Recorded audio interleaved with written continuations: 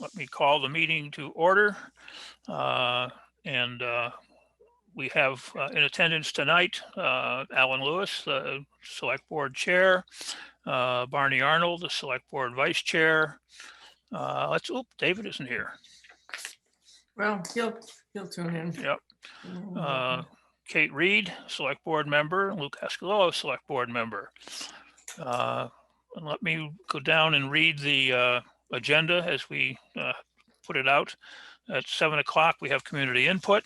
At 7:05, the LEPC update. 7:15, the Insurance Advisory Committee report. 7:30, the Public Safety Building Committee discussion.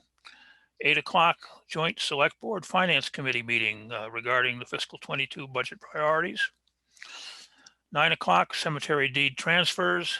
9 o'clock also, appointments and resignations. 9:15, the town administrator's report. 9:25, liaison reports. 9:35, approval of warrants. There are no minutes this evening. And 9:40 is our tentative adjournment time. Of course, these may change depending on how we move along. I want to welcome visitors tonight. I see we have a few. Jeannie, Christina, Dylan Coates, Steve Mack, who I think you're representing the Insurance Advisory Committee tonight, are you, Sergeant Mack? Is there a question to me? Sergeant Yes, Mack. yeah. Yep, thank you. I'm here, Dave. And Zoom 7. and of course, Mary Lynn from the Mosquito. So let me start with community input. Do we have any community input this evening?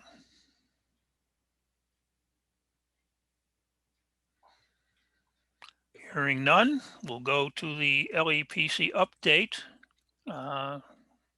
Chief Fisher is not here. I think he's still away.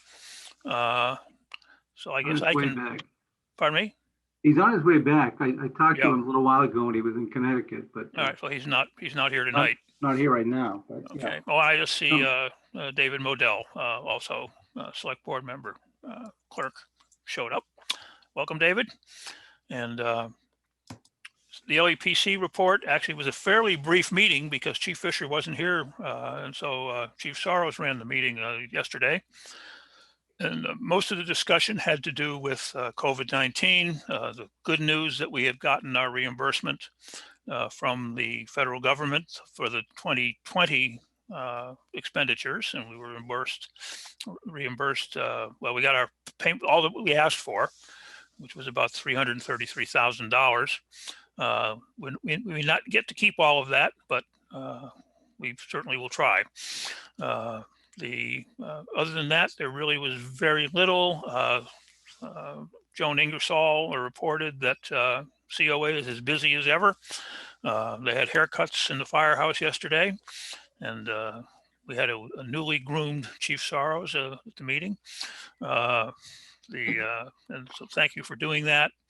And of course, there's a full schedule of events available on the COA website and in the newsletters that they send out.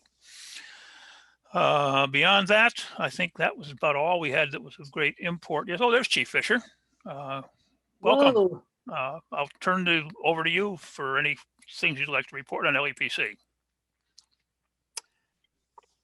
No, thanks. Just because, of course, I was on vacation yesterday and didn't attend the meeting, so I don't have any additions. Thanks for asking. Okay. Thank you. By the way, it was a new record short meeting, just for your notice. I think hopefully that's a good sign. Either that or I talk too much. So that's There was not the usual lighthearted banter, I have to say. Yeah. It was all very serious yesterday. Yeah. okay. Alan, do you want to mention the filing of the regional application? Yes. Sure. Yes, the Board of Health, in association with, I think there are 8 towns now affiliated, which has put in a application for a vaccination site as a region. We don't yet know whether that will be approved. It was a well thought out and constructed application. It has gone into the Department of Public Health of the state, and we'll be waiting to hear back from them whether that is approved or not. Even if it is approved, it's not expected that we will see vaccine much before the middle of April. But hope springs eternal. And if it does, if it is approved, it will likely be located in Acton at the Kmart site, which will be an indoor site. So that's where it stands at the moment. Again, we don't know whether that will be approved or not, but it has gone in, they have received it, and we expect feedback at some time, probably this week. Anybody else have anything who was at the meeting? Hearing none, let's go to Sergeant Mack, Insurance Advisory Committee. Thanks for having me tonight. So what's been going on, it's been a long history about the health insurance in Carlisle, and it pays 50%, just 50%. So again, my name is Stephen Mack. I've been an employee with the town for 30 years. And I'm going to talk about the health insurance costs and a little bit of the history over the 30 years that I've been here and how it's worked out. When I was a new officer with the town, the health insurance was a 50-50 split with just a $10 copay. The average town in Massachusetts pays 70% of the health insurance, and Carlisle pays 50%. And the state law allows for towns to pay no less than 50%. So Carlisle's at the very bottom of the percentage by law that it can pay. So for the cost for me this year was I paid in premiums, just the monthly amount coming out of my check every month was $14,208 I paid this year in premiums. That equals $1,184 a month I have to pay out of my check for health insurance.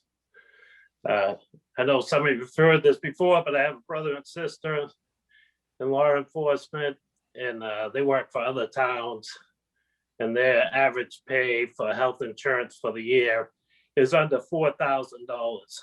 So they're paying $10,000 less a year than I pay for health insurance right now. So they're paying $4,000, I'm paying $14,000 plus deductibles. Sorry, Sergeant, can I just ask you a quick question? Is that for like a single, two people? Yeah, well, that's for a family plan. It's Okay. just me and my wife, so it's not a full family, but the family plan's the same no matter how many people you have. So that is the what I have is the tops with the family plan. Yes. Okay, so yeah, thank you for clarifying. So a family is two or more, right? So it's either what, single or family? I just don't know enough about. Right. Okay. Right. You got that right. Yes. All right. Thank you. And those other figures I gave it for my brother and sister, theirs is both a family plan also. Excellent. Thank you for clarifying. Yeah, so just so when I go to union meetings and stuff, and I talk about health insurance at union events and stuff like that, most people can't believe I pay $1,200 a month towards health insurance. And what ended up happening in 2010, Governor DePaul Patrick threatened unions and wanted to come up with an 80% as a max that a town would have to pay for health insurance. So what happened was towns that had 90% health insurance, 95% paid health insurance, they compromised a little bit with the towns that they work for and lowered their percentages. But what ended up happening was that the law never went through, it never happened. But then what happened, which made it worse for Carlisle employees, was that Governor DePaul Patrick in 2011 passed a law that allowed towns to increase their co-pays and deductibles. And to me, this wasn't something that Carlisle wanted to do, but we were part of the Minuteman Group health insurance plan that we have, which I don't know how many towns are in it right now. I think there was up to 18 towns were in the Minuteman health plan group. So this group obviously wanted to try to save money and put the burden of the health insurance cost to the employees. So that was part of their plan that they came up with. So what happened with this was Minuteman came up with a group insurance that made people pay, if they had a family plan, pay up to $600, the first $600, have a $3,000 deductibles if you went to the emergency room a few times or kept using your insurance that had deductibles. And also the co-pays went up. And this was about 10 years ago this happened. Then 2 years ago, the Minuteman group decided that they wanted to increase the co-pays, deductibles even more. So 2 years ago, they came up with a new rate. So co-pays went from up to $45. You had to now pay the first $900 of the insurance every year. And deductibles went up to $4,000. So now an employee that has a family plan possibly could be paying $18,000 a year for their health insurance. And what does that mean to somebody like me? That means $8.65 of my hourly rate would go towards health insurance. Every hour that I work, $8.65 goes to health insurance. So 2 years ago, we had contract negotiations, and the town agreed, or the people in the meetings, I should say, they agreed that we should try to change the health insurance, but not just for the police officers, for everybody. And they decided that they would give us $1,000 bonus if the health insurance premium percentage didn't change. And so and also the dispatchers agreed to $1,000 bonus if the health insurance percentage didn't change. So what happened was the advisory committee got back together. We discussed leaving the Minuteman group to try to see if we could save money. Anish did a lot of work on this, works at the town hall, I'm sure you all know her. And she looked into Maya that offers Blue Cross Blue Shield. It was determined it was too late to opt out of the Minuteman Health Insurance Group last year. So we had to stay another year, but we wanted to still try to work on the percentage of the healthcare to try to change it over the next few years, hopefully up towards 70%. But obviously we know you can't afford all that at once. So we wanted to take it in percentages in little groups, but then COVID hit and we didn't have any more meetings. So we pushed it off.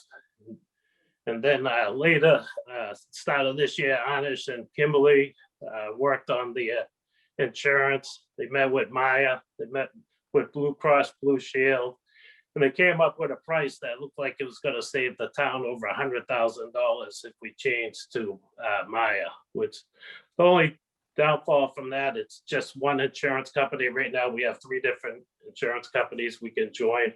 But the Blue Cross Blue Shield, I don't think you can get much better than that. So all the employees were pretty much excited to get Blue Cross Blue Shield and possibly save money just on the rates itself without even changing the percentage.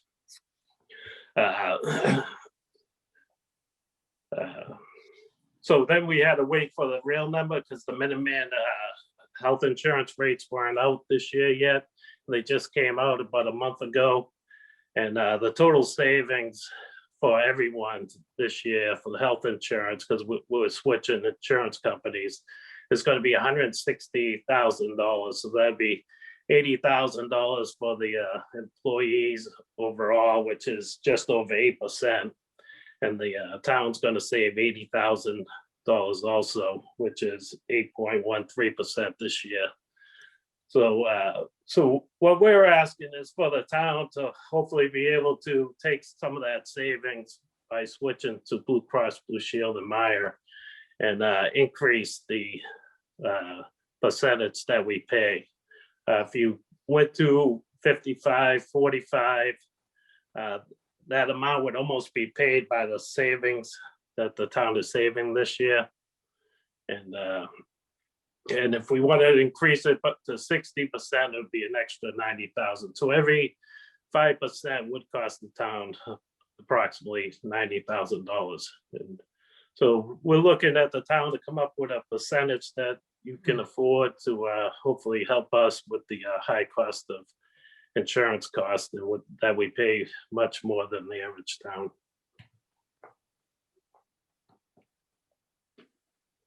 And that's all I have right now. You have any questions? Alan, we can't hear you. I keep forgetting I have two mute buttons, and I only get one of them pressed at a time.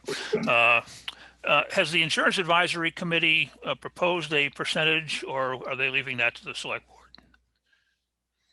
We're leaving it up to the selectmen.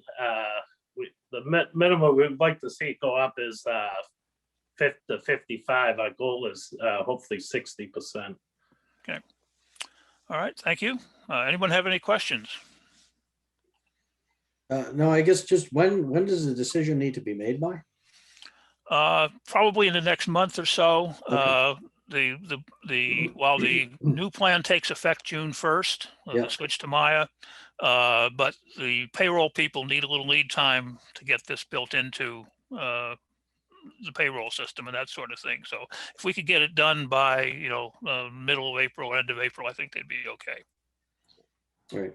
Yeah. And then how much time, because there's going to be rollout to the employees, right? And would, if we did switch, would Maya come in and do a presentation and all of that stuff, just so? Well, it doesn't change the plan at all. It just changes the percentage that the town pays versus what the employee pays.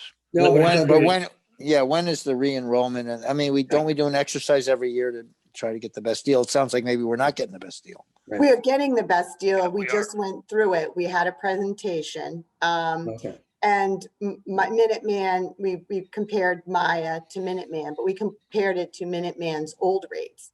And it was about $102,000 savings. And we got the new rates out. So it was what it would be if we stay with Minuteman, and the percentage that they went up, and what Maya quoted us. And then I also enrolled us in 3 plans. So we have health, vision, and dental. So that was another 0.5% savings. So the overall savings for what we would be budgeting is $160,000 between moving from Minuteman, Neshoba to Maya.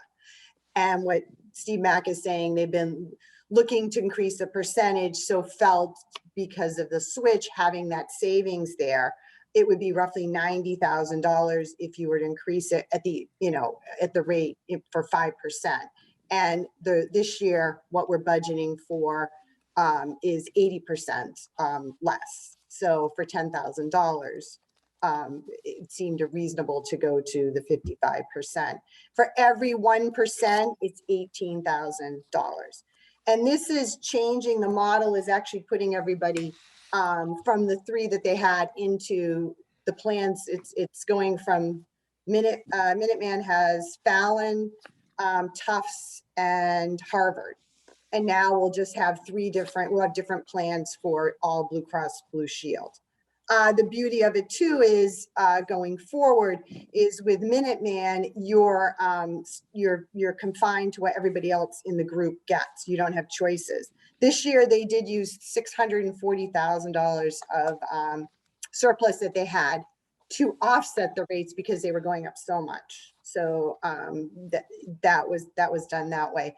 Minuteman, now going over to Maya, next year, the rate, we won't have a full year on, and everybody's done differently. So not the percentage for every town will not go up the same. If Carlisle stays healthy and has less, claims, our percent would go up a little bit less. And we have the ability to tweak it to how we want. We can raise our copays, we could raise our deductible, we could lower our deductible. We don't have to stay what everybody else has in Maya.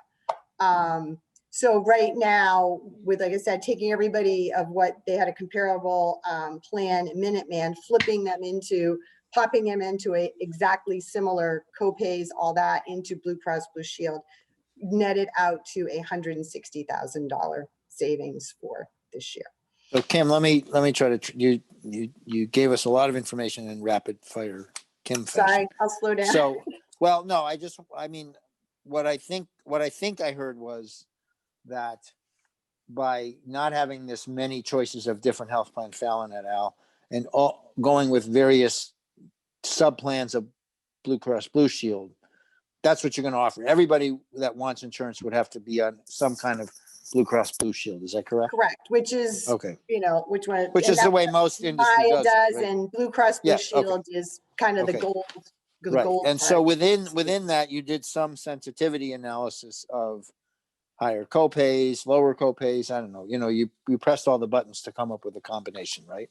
What we did is to switch everybody was do apples to apples, is we gave everybody the exact same, they tailored their plan so nobody would lose anything in the other plan. I think other than Fallon with one of the dental things. Okay, but is But- that So the everybody best? has the same copays, the same deductibles, everything that they had with their Okay. plans before.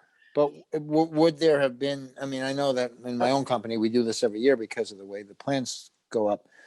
Some sensitivity analysis about, you know, an HSA and higher deductible, but you offset. Yeah, did you do any of that kind of? HSA had been done before I came in, and there was only 2 people that opted for it. And HSA works, but you have to then offset and give the employees an amount. Yes, you to do. I kind of know, but incentive, and it's right. no, I understand that. I'm just saying. Right, what- and the amount that Carlisle gave was really not benefit, when you talk to a lot of the towns, is you need a large group to go on it to make it worthwhile, and usually you have to start with a high incentive to get them on. But it Right, only so- works if you have a large number going on. So So- next year going forward, we've done everybody, so nobody loses anything, nobody's all of a sudden paying a $35 copay instead of a 25. We tried to match their plans so we could easily do a comparison and slide everybody in. It proved to be the $160,000 difference. Next year going forward, if it goes up a lot, we could say, okay, people are going to the emergency room way too much. That's costing us, you know, a lot. And are people going, what's the reason that they're going for? Is it convenience, or do they really need to? So if that's $100 copay and you feel it's unnecessarily being used, you could raise that copay to 150 to diffuse, which might bring your overall Right. plan down, but it would diffuse people from using something that maybe isn't necessary and going to their primary care for the $20 copay. Right, Um, okay. If you find later on it's getting real expensive, you might raise your threshold from 3,000 to 35, you know, 100. If it goes the Yeah. other way and our rates, I don't know, would go down or stay level, or you know what, you can tweak it that way. So it does give us more flexibility opposed to being in a plan with Minuteman where you're Right. here's what it is. This is what the percentage is. Nobody has, you know, any choice. And that's going up, you know, like I said, every Right. year. Yeah, And this so- could go up too. It's just doing it. The savings even went from 102 to 160 by when the new rates came out. And again, adding that third plan, which is not an option with Minuteman, we had separate, they had the Delta Dental, and Anish can correct me. There's another one that offered, what was it, Anish? It's not the Vision, but they had to buy separate plans if they wanted a dental or anything like that. So and it was outside of Minuteman. So this way everything is done through Maya. And you're saving on administration because that's a big cost. So when they negotiate out and you have 3 different plans, you've got different administrations. So they're dealing just with Blue Cross Blue Shield. So the administration fees are much more reasonable. So that helps with the rate going down. We're a healthy community. So that's good. We do share in with the pool if there is a large claim. That's part of the whole being in a large group. Trying to think of what other. Oh, it's also very cost effective in the sense of Anish has to help a lot of the employees. And when they have a problem with a claim or doing that, she's working with 3 different vendors. So she's got different contacts at 3 different insurance places. So this puts it all into one, you know, we're dealing with the same people on every plan that we have, that we offer, and with the retirees and everything. So there's something instead for that. If Anish has 4 employees are having difficulties with, you know, a claim, she can call up and do all those 4 claims with one person on whichever plan they had, where the other way she'd have to call the Tufts I mean, representative. yeah. So Okay, I that mean, we got takes all time. that. We got all that. I guess simple questions. I mean, so you've done your analysis. The renewal period is when? We've already, the retirees have already had their first session. We have another one Friday morning for them. They're going first. And we have to have them all wrapped up by April 15th, and then March Right. 31st and first, we have all the actives going on, and they'll have to get those back, I think, just beginning of May. Is that Anish? No, April 15th April also. 15th for them too? Okay. Yeah. And then everybody is gonna have to, they're gonna pick their plans, be all set, and they start the deductions in May, because you have to deduct a month before.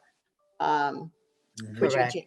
For the employees. So May will deduct for June's premium, but the actual switchover is June 1st. So Kim, regardless of, you need our decision on the percentage town versus employee by the end of April. Well, I would like it sooner because on March 31st, they're all asking how much is the plans? And All I'm- right, so if you, Okay, but they're not going to have it by March 31st because Well- we No. don't meet again until So I after guess that. I could give them the 50% price. right, we could Right, do now. it would be nice before the deduction to have the right split, but you can change Mhm. Yep. work, we could change a split. They know the full rate, 50-50, and if this is your thing, and rather than making it up, you just divide the other, it is a 13 months, so. And we can promise them it won't get worse.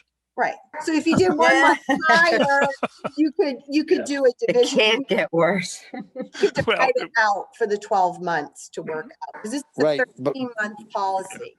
This is June 1st to, No, I understand. June I just trying 30th. to lock Yep. in when the select board needs to have this decision to you. And I can put it on the agenda for the first meeting in April. And so you'll have it Okay. after that night. but to frame our Okay. decision making, Kim, you said 18,000 per percent, I think. So if we were to go 5%, I think I heard you say is 5% would be close to 100, like 90,000, which is close to the savings. In other words, if it was cost neutral to Carlisle compared with the old plan and the new plan, we could give 5%. Right. Is that a fair statement? yes. Yes. Okay. So it effectively would not cost. Carlisle has not yet, well, it's a question for Yeah. FinCom when we meet with them in a few Right. minutes, but well, let me ask you this, because you're the treasurer. Has FinCom incorporated, already counted on that 100K? Or is Right that- now, the insurance line has, and Jim's probably on, we've leveled it out, but we would probably revise it and make, double check to make adjustments, but it's Okay, the but- same as it, Oh, it was the was same as for the old last way. year. So, right. So if we were to give the 5%, then we'd be no worse off in the budgeting than we are presently in the I'll let model. Jim answer that, because he's built in different things in that line as buffers for other things. Okay. You can So- ask him when we Yeah. meet with Yeah. them. All right. Okay. All right. I We think I did got it it. level across, whatever, but there's different Yeah. things also built into that one line, so Okay. All right. it would I got lose a that. buffer for them. All right. Good. Thank you. All right, thank you. Anything further? All righty, we will have that decision for you at the first meeting in April. Okay, great. Thanks a lot. Thank you. Thank you. Thank you. All right, the next thing on the agenda is the Public Safety Building Committee. And we have a handout that was sent out to us, which proposes some things, and I think we have a couple of amendments to that. But does anybody want to present on that? All right, hearing none, but we have to do two things tonight. One is to propose a charge to the committee, and number two, begin to populate that committee so we can start to move forward. And so there was a proposed charge, and it had 4 items in it. The first was to review the current and anticipated future needs of the fire, police, and dispatch departments to confirm the feasibility of a combined new structure to house all 3 departments. And we have a proposed addition to that saying, considering the lack of building space in Carlisle, consider the future space needs of other town departments and explore what other town functions might be co-located in the new structure. So it's expanding a bit the charge to that committee. Where, Alan, where are you Yep. reading from? Because I see the 4 points and I don't see that particular amendment. Was that sent out? I sent it out just to Barney because we were working on that this afternoon. Oh, okay. The rationale is that, especially where we may have limited site locations where we can put public buildings in town, that if you're talking about building a new structure and a significant new structure, is there reason to limit it only to public safety functions? Or can some other town departments be co-located in that building if we have to do that, or if it's advantageous to the town to do that? And if we're going to spend a fair amount of money drawing up specifications in design, then perhaps we ought to look at that possibility as part of that process. David Friedman, I see your hand is up. Thank you. So the purpose of the whole process is to get a pretty solid figure for a pretty specific set of uses in terms of public safety. And if you open it up as you suggest, it's not clear to me how at this stage anyone could determine anything that would allow one to get a meaningful response without it becoming too broad or too vague to provide the information and guidance that you really want in terms of a public safety building. Well, the answer is the three departments that are currently being considered have very specific needs. There's three specialized areas. If other towns departments were to go in that building, it would be kind of general office space. Like we don't, as you expand that, for instance, town clerk's office or the town administrator's office or the assessor's office, something like that were to go in there because there was no other place to put them in town. I mean, if the option was, okay, we have to build another whole building to take care of any incremental expansion, then you might do that. Where a committee, I mean, certainly an architect could say, okay, let's accommodate the needs of these three specialized departments, and let's look at what additional costs there might be. If, for instance, we should add another 8,000 square feet, 10,000 square feet to the building of general office space. I think that's fine, but I mean, the committee has no, a committee that's formed for public safety, I think has no basis for that. So it's easy enough for whoever wants to come up with a number and a number of employees that might be there so that the parking could be accommodated, and then just have that as if it's just public safety, it's so many square feet and it's these particular functions. And if you want to add X thousand square feet of potential office space for X number of employees, you will need this much additional space. And that's what we're asking. Yeah. Okay. Well, I have a sort of an additional thought on this, which is I think that there are, and I am not an expert in this, but this is what I understand is that both police and fire have indicated that their desire to have a larger room where training could be conducted, for example, or, have a larger meeting than what you're able to accommodate right now. But perhaps that space is not going to be used every day, fully. And so what if, the Council on Aging, which is always looking for space, instead of having their haircut sessions, in the fire department, the bay of the fire department, that this new facility accommodates that possibility.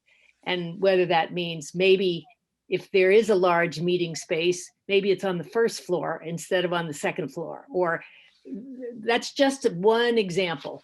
But I think it's really important for us as a town when we're thinking about building a new structure, and it's likely to be the only new structure that we will build for quite some time because of the borrowing that'll be involved and the magnitude of it, that we really should be considering some of those other needs.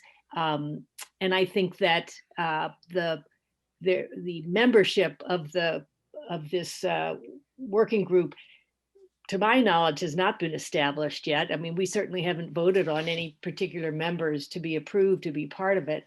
And, for example, I could see a representative from the Council on Aging being part of this as somebody able to express some of the possible needs that they might have. And I just think we would be foolish and also delinquent, in our responsibilities to consider the needs of the town as a whole. So that's why I really support not just a very general, we might consider X number of square feet tacked on, but really when you look at when you do the needs assessment, you consider some of the needs of other departments where they might be compatible with something that you would be planning to do anyway.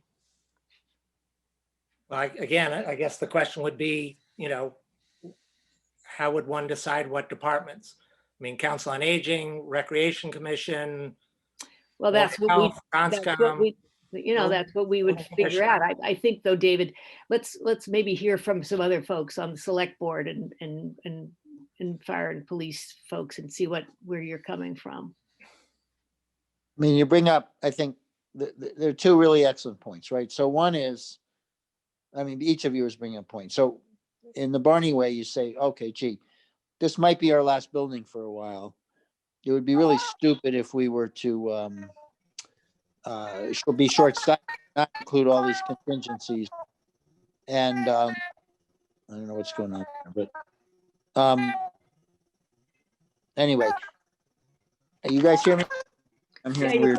Background coming through Chief Sorrow's mic. Yeah. Okay. All right. Anyway, so this is maybe the last building for a while. We really ought to consider all the demands and make sure we build the right building.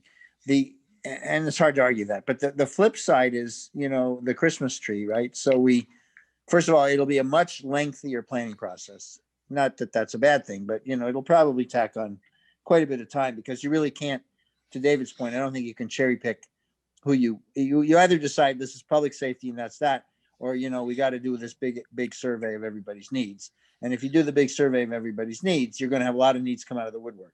We need the yoga class, but we also need, offices for this and that. And we need to file our big, drawings that we're supposed to be digitizing, but we actually haven't yet. And you need a clinic because we got to have a place to give shots, not the tent, I mean, all those things are going to come in, which means you got to rack and stack them and make trades. And, once you start asking people, you begin to sort of not promise exactly, but you're starting to get people's hopes up. And so, I mean, managing that will be a task. And I'm not putting a point of view here as to which one's better, but I think if we do the way Barney's, advocating, and I'm not against it, but it's a bigger mission and it's going to take a lot longer and a lot more management, and we should go in eyes wide open. Anybody else? Yeah, I don't disagree that we should. Oh boy. Oh, there we go. Sounds like a cat, Brian. Donald Duck. Yeah.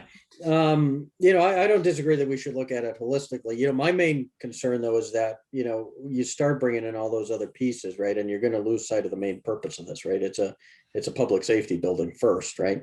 And, I think you can add rooms on and you can have, pieces added on, like a larger conference room and that sort of thing.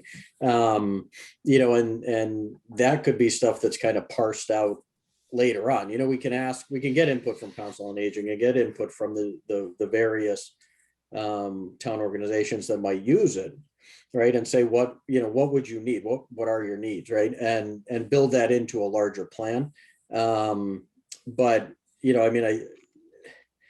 I don't know. It's just when you start having, people from say Council on Aging or Recreation on the committee to build a public safety building, I think you lose sight of what the purpose of the building is, but I don't disagree that, we should look to add additional space on, right? Because there's always going to be a space need, and it'll be certainly be less expensive to do it now than to do it later. But I don't want the committee to lose sight of what the main purpose is.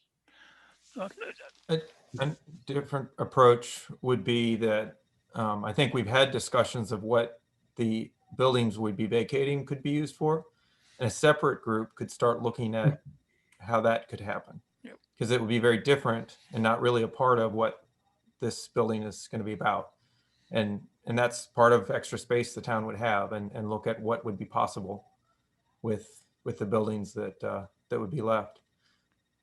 And I think having the mission to think about this is fine, but to adding it as part of the explicit planning process could be very cumbersome. David, hold on a minute, Chief Fisher. Yeah, I'd have to agree with everything Chief Sorrow said. I think it's going to be cumbersome. I think that even when we talked with the police department, some of our original thoughts were ensuring that the front entrance doors could be set so that people could come in and use that community room that we were going to have in the front of the building to the right. I mean, I think something like that could happen, but I don't see this being smooth. I would agree with Chief Sorrows that probably a separate group to look at how they'd use the current police department building and the current fire department would be best. I mean, I think the only thing I think we have in town that's like that is the community access that back room at the school has, that we've used for police testing and things like that. And even that, and when we looked at it from a safety standpoint, I've gone back and forth with different principals and superintendents. It's very difficult to actually keep the school secure and use that room as a community room. And I see something like that happening if that was going on at the police and fire department. It becomes a bear. But I think that, keeping an eye to things that would have a community application like a large classroom, should absolutely belong at the front and have a door in so that other groups could use it. I could see this not working out very well if we complicate it with other groups at the table. David? So might I suggest this, that essentially, I think hearing what both you and Barney have said, the goal is to make sure that whatever is done, considers potential other uses. And I think Brian makes a good point about the other two buildings. But my sense is, based on conversations with Chief Fisher and with Eric Adams, we were talking about this as well. The firms that would advise on this would likely be ones that have extensive experience with public safety. And therefore, they will know what kinds of activities are compatible with a public safety building. And basically, part of what we would ask them to do is to, as part of the process, would be to determine what spaces could be multifunctional for the general public, and also to consider the possibility of some number of square feet, TBD, of additional non-public safety office space might be added, and just what the ramifications of that are. But I think that can be done independent of getting input initially from other departments, and then that process can take place both in relation to this building and also in relation to the possible use of the other two buildings, because that, they have something to visualize. The reason I'm making this case is that part of the goal of this was to get a decision made on this such that Tim could put out an RFP such that we could get some actual costs back in time to have it on this year's warrant, in case the town or the select board decides that it makes sense to spend this money to get this information in terms of space needs. And if we're going to do that, we're very tight on time. Yeah, I think, again, I'm don't misunderstand what I was originally suggesting. I wasn't suggesting, I mean, if we go out to every department in town or the town in general and say, what are our space needs? You know, oh, we need a community center, we need a gas station, Ferns needs more space. That's not what I had in mind at all. What I'm saying is, as we plan for a new building, a municipal building, primarily public safety, that we simply keep in mind that there may be some real economies of scale in putting some additional space there that can house other functions. I think that's exactly Especially what I just because said. we're probably not going to trying to find sites for 2 buildings is very difficult. It's going to be tough enough to find a site for 1 building. I think that's exactly what I just said. Yep, I think so too. And that's essentially what I mean, all the other things that got added on from what I originally said, that was not in the original proposal. Right, but Alan, you gotta, somebody, maybe it's you, has to say, this is all we're adding, right? Everything's a Yeah, choice. Everything's a choice. So the Yep. minute you move 1 inch past the boundary line of saying, we're talking to police, fire, and dispatch, you're into some uncharted gray territory. So we have to be very clear and say, we're adding X for future needs, or, I mean, it's got to be crystally clear, because otherwise it won't be done in time. And This is simply a charge to a committee to take into account these other things when they do their planning. Right. I mean, the language says, the change says, the first sentence stays the same, review, blah, blah, blah, blah, fire, police, and dispatch departments for feasibility to house a new structure. And then it says, considering the lack of buildable space in Carlisle, consider the future space needs of other town departments and explore what other town functions might be co-located in a joint new structure. right, but that sentence, Barney, I don't disagree with it, but that means that's FY22 town meeting.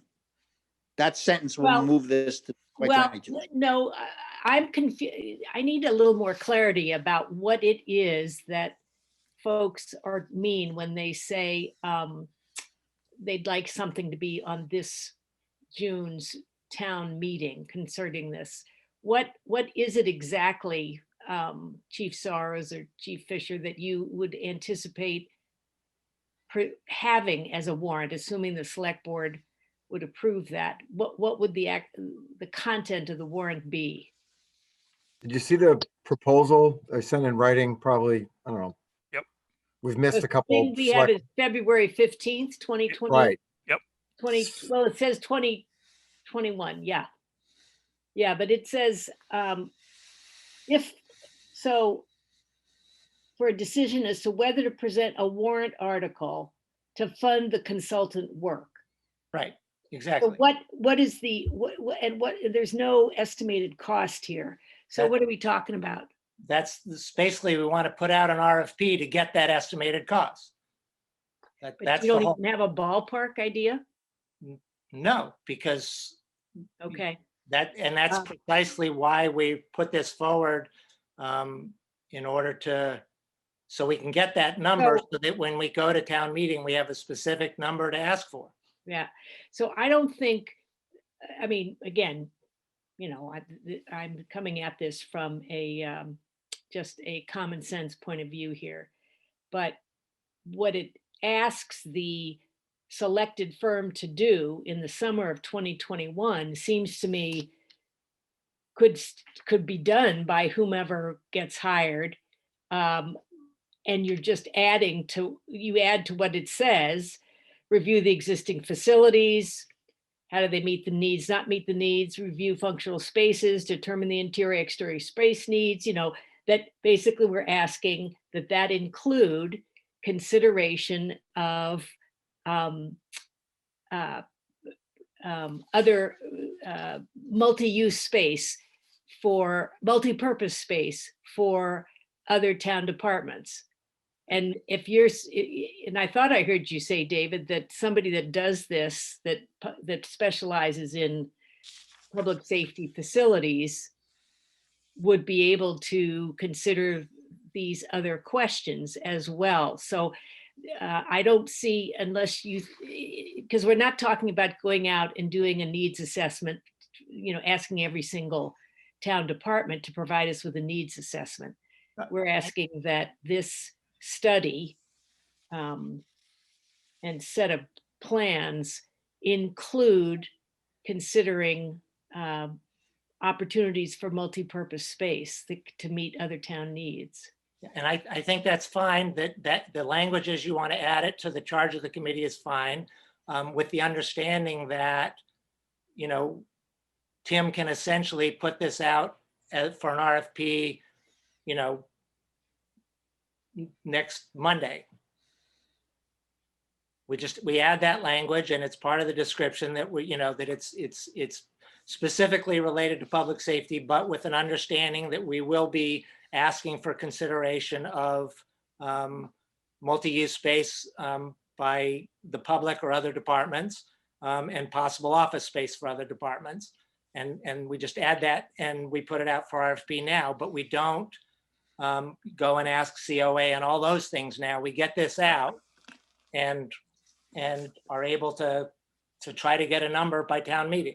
Yeah, and that latter part you're talking about was never considered. Okay, good. So then I think we're fine from my standpoint.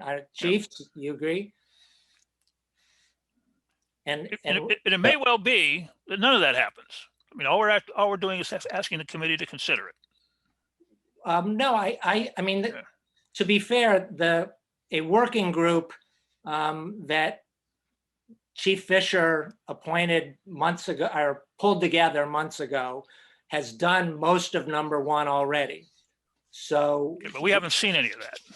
I understand that, because, and the reason why we concluded that we needed a consultant was because Chief Fisher has a pretty good idea, or very good idea, of what his needs are now and in the future, and Brian has a pretty good idea as well.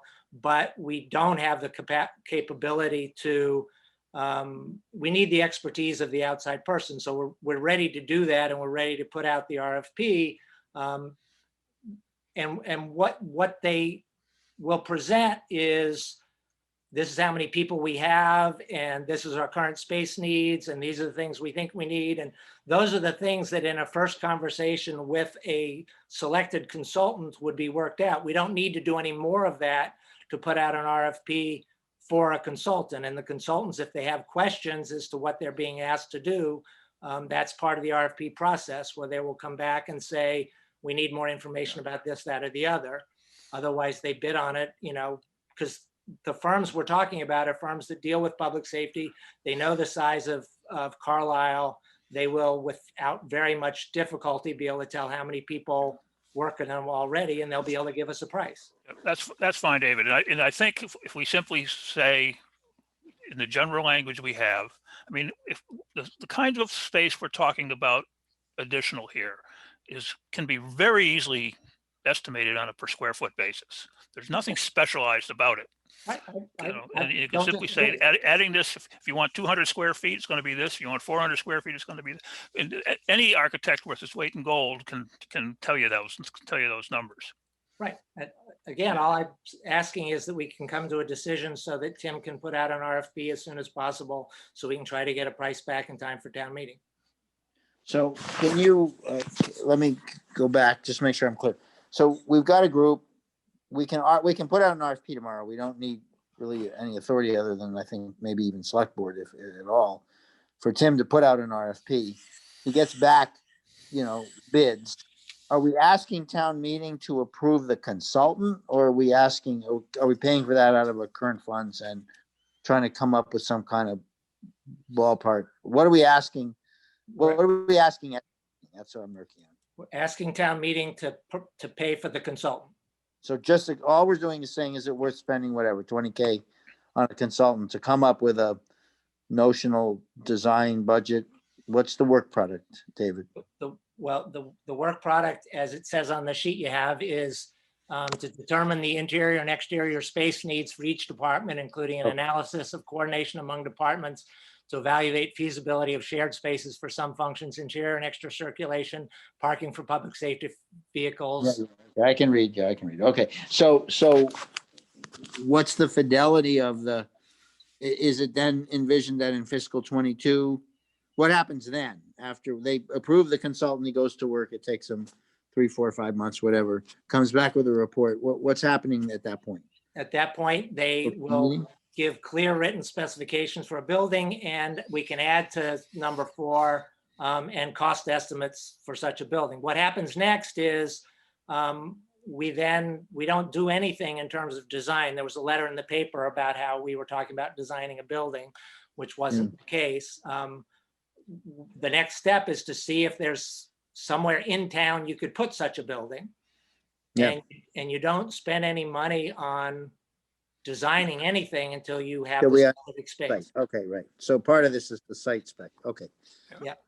Okay, To some degree, that's dependent on how big the building is. Yeah. Right. Right, exactly. And it doesn't make sense to look for a space till we know what we're building. Programming is a very important step in order to design a building, because if you don't have a good program, you don't have a good building at the end of the day. So basically, as far as I'm now understanding, this is just for programming, not for design. Right, we're not designing a building, we're designing the specifications that a future building design will have to meet. And parking and circulation. Okay.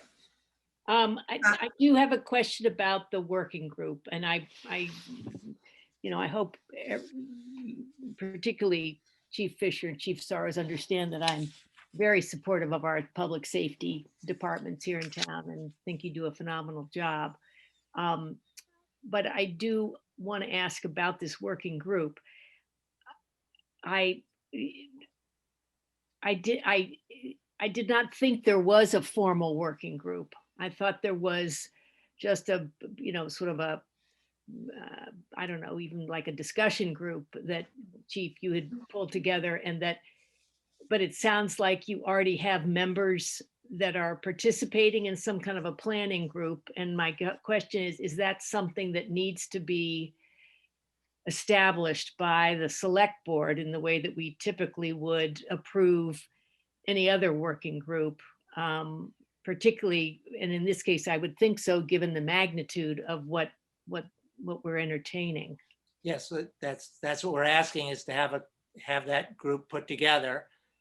What Chief Fisher set up is perfectly legitimate. Any town official can set up a working group, and that's No, I'm not right. I'm not criticizing. I'm just, I want to understand. So is there a proposed list of members and are we going to go through a process, I guess, at the next select board meeting to authorize the establishment of a working group and then approve the members? Well, I think the point is that it's not a working group anymore. The point is to appoint a committee. The thought was that it would be the 2 chiefs, Matt Svatek, Deputy Fire Chief, myself and Luke, and anybody else that you think makes sense. I spoke to a couple architects because I know that was a suggestion. And the thought was that rather than ask them to take the time that it takes to attend meetings, that instead they just be asked to, when we get the responses to the RFP, to help in terms of looking at those with their expertise. And when we get the, if the town goes ahead and does it, when we get back their drafts and so on, that these architects would be able to consult and provide their input on whether it meets the needs. But that asking an architect who's practicing to take part in something like this didn't seem necessary. I mean, for the most part, the work is done. If Tim can put out an RFP, there's nothing more to be done at this point except, then vet those proposals. And the people I've suggested, I think, are with some input from some town architects, would be satisfactory to do that. So 5 people. You don't think there ought to be somebody in there who's gone through a construction process before? That's what we're relying on the architects to provide at this stage, because all we're doing at this stage is trying to get an RFP.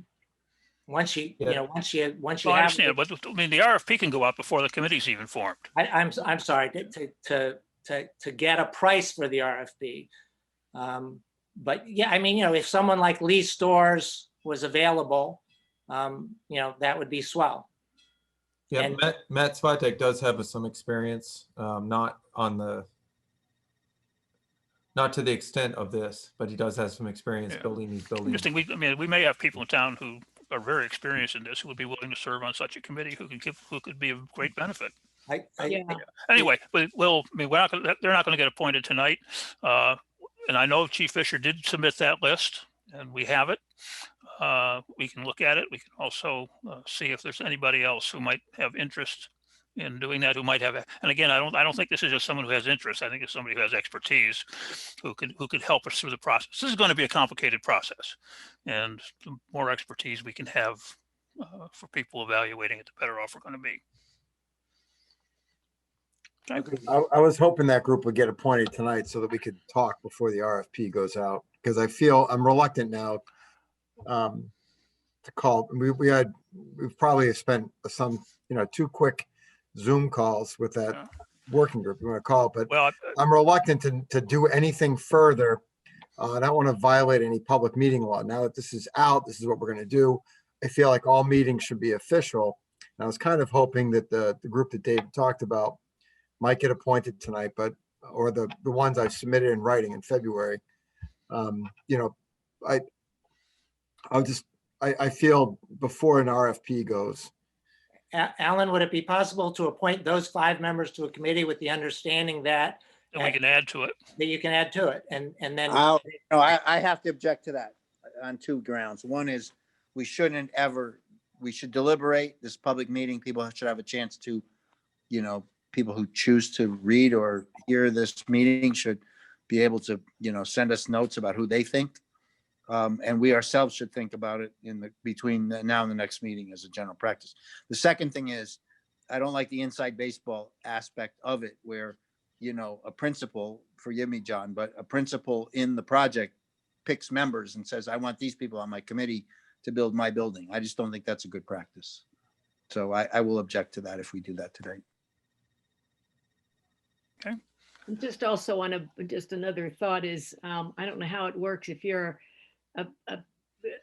in terms of if there are decisions that need to be made by the committee and votes taken. I mean, typically a town employee does not have a vote in town committees. And am I right about that? I mean, that's my understanding of the way we've usually done it. So That is correct. yeah, so that would only leave 2 people of the 5, right? That's not a town employee. Oh, Brian's both a citizen and an employee. No, I know, and so is Matt, but But it creates it's not Yeah. right. Really not right. We have to figure out, we should get guidance from, Lee or any of those guys who were on, the various building. We've had experience putting together building committees that have successfully put out buildings in this town, right? We ought to get some. One possibility, because unfortunately the next select board, the regularly scheduled one, it just happens that, the way the calendar works, it's not till April 13th. So in the past, when needed, we've had we've called a select board meeting and followed open meeting law and posted it, etc. I wonder, Alan, if in this case, we ought to think about that so that we could establish, get the word out, or at least people do some reaching out to folks that they think would be helpful, have the right skills to be part of this committee, but go ahead and try to get it established. We can certainly call special meetings. Yeah, sooner than April 13th. Yeah. We could do one on December 30th. What month are we in? March 30th? I would still get it in by the end of the month. Next Tuesday. Yeah, that's fine. That would give us time at least to beat the bushes and to have a discussion. I mean, we should, Bill Fink, Lee Stores, we should reach out to any of the guys who, served on like the school building committee. Just not reinvent the wheel on the kind of the size and makeup of the committee. you know, it's a simple conversation. And what the rules are in terms of whether, how many town employees versus the, you know, volunteers would be on that. Is a week going to be sufficient time? I would think if you put it on the agenda, do some homework. I mean, if not, make it 2 weeks. You know, I don't know. We could do it. We could do it on April 6th. Your pleasure. I'm good either day. I have another meeting. Well, maybe I might be able to make it. It's a 5 o'clock meeting. I'll probably be done by 7. Okay. I On which could do date? that on the 6th. On the 6th? Okay, I think to be safe, the 6th sounds like a better date to me. Give us time to do things. And so let's do that. We'll call a special meeting for April 6th at 7 o'clock at night. Can I ask a question? Sure. Tim, in terms of the, once you had a go ahead to put out an RFP, what's the timeline? And you know, you need to get it in a certain week and then it needs to be 30 days or something? That's usually the rule of thumb in order to be fair to, you know, whoever's responding to it, that they have a few weeks to prepare a proposal. So I would say, yeah, 30 days from the first advertisement is fair, 4 weeks, yeah. So that suggests that if you had something in an ad in the second week in April, you might, with good luck, have prices back by just before, you know, mid-May to late May. And as long as you have a placeholder for a warrant article, then theoretically a number could be put in if you decide you want to go ahead. Yep. Yeah, we can do all the Right. language and everything. All we need is a number. Mhm.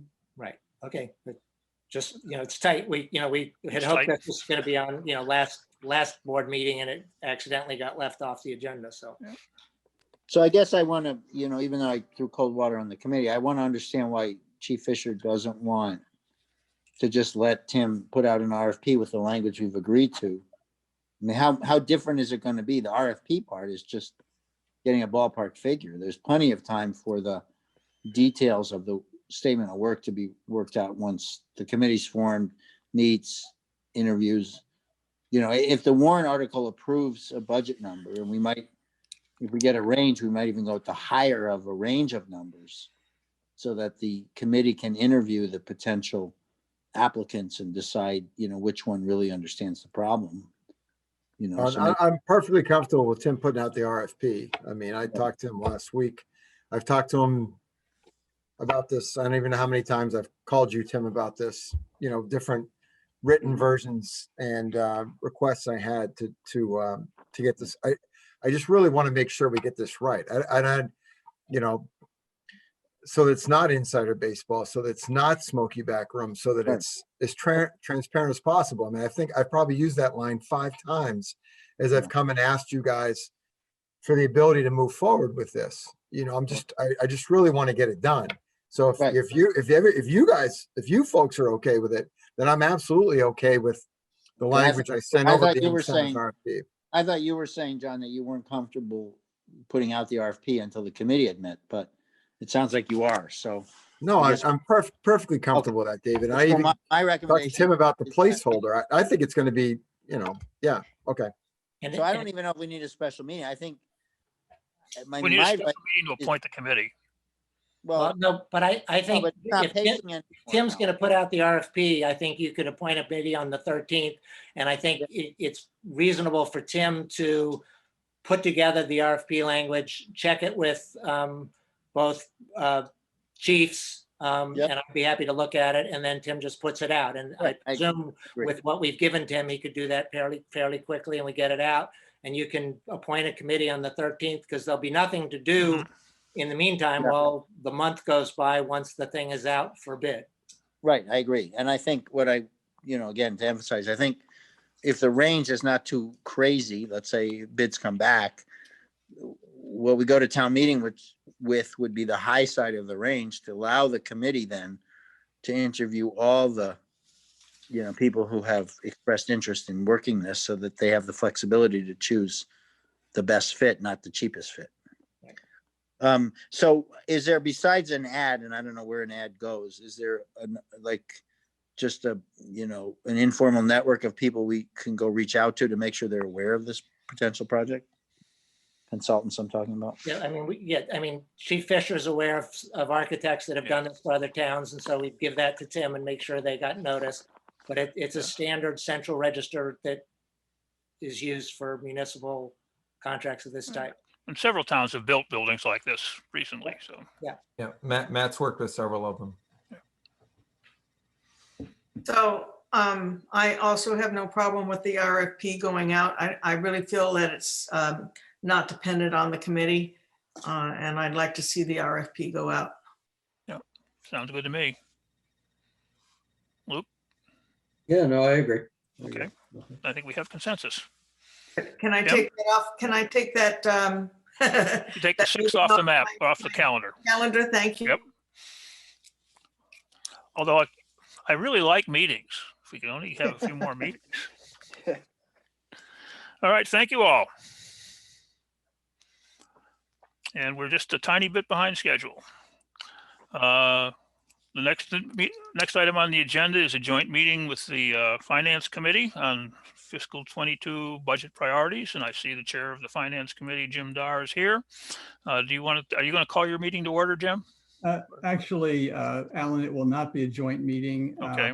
I forgot to post it last week, so. Okay, just be a discussion. You've got me, and yeah, I think you've got Victor in the audience. Yep.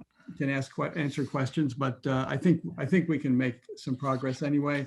Very good. And I will speak to the budget document that I believe has been circulated to all of you. I would like, unfortunately, because I was listening to the current discussion, I do have one comment on it, and it's not about what you just decided, not about the process, the RFP, the committee. You know, whatever might be brought to town meeting in June is going to be perceived as asking to build a multi-million-dollar structure, the biggest decision the town's been asked to make in about a decade. You need to think about communicating to the citizens of the town and the taxpayers what this is about and why. And if it just comes in as, oh, we want 50 grand to do some planning, but don't worry, we haven't made any decisions, I think you may end up getting it rejected. I think communication about the reason is really more important than getting a good planner or architect. And I say this as somebody who actually likes the idea of building such a building. But end of lecture. I agree. It doesn't make any sense to even go in and ask for $20 or $30 or $40,000 unless we've decided this probably is something we are actually going to do. Yeah, and there's already this word out in some parts of the community that it's a stealth project. And I understand Chief Fisher's reaction to that, but that's out there. So, let's ask them. Let's say this is why we need it, and let's talk about the reasons. Build support. Yep. And once you do that, then then a lot of other things fall out more easily. Okay. Okay. Anyway, let me move on to why I'm here. Last night, the Finance Committee voted to move ahead with a guidance budget. Basically meaning a departmental budget that we intend to send to all the departments this week with a cover letter. And that budget will in many ways not be a surprise to most of the people who get it. But in any case, it will also say that if people have issues, if they have new information they'd like to bring back to the Finance Committee, we'll be happy to talk to them about it. But I'd like to sort of go into what I think most of you may have in front of you as the budget document, and just kind of explain what's there, and then be happy to answer questions. Does that sound okay, or do you want to approach it differently? Okay. First of all, more broadly, we do expect that the Select Board will approve a COLA in this budget. We have found places to identify a source to pay for that, but there's no individual budget departmental that has that COLA in there. And that's a bit of a administrative challenge for Priscilla to go back and do that, person by person. So very often this is what we do. We sort of find some place to park what we guess might be the amount, And then hopefully before town meeting, we'll be able to put that, more exactly. But we will tell that to people too in the letter that they get, that don't worry about the COLA, but we will take care of it. On the first portion of the budget, which is general government, we have put in the $100,000 requested by Tim for an IT professional. I think the finance committee supports the concept.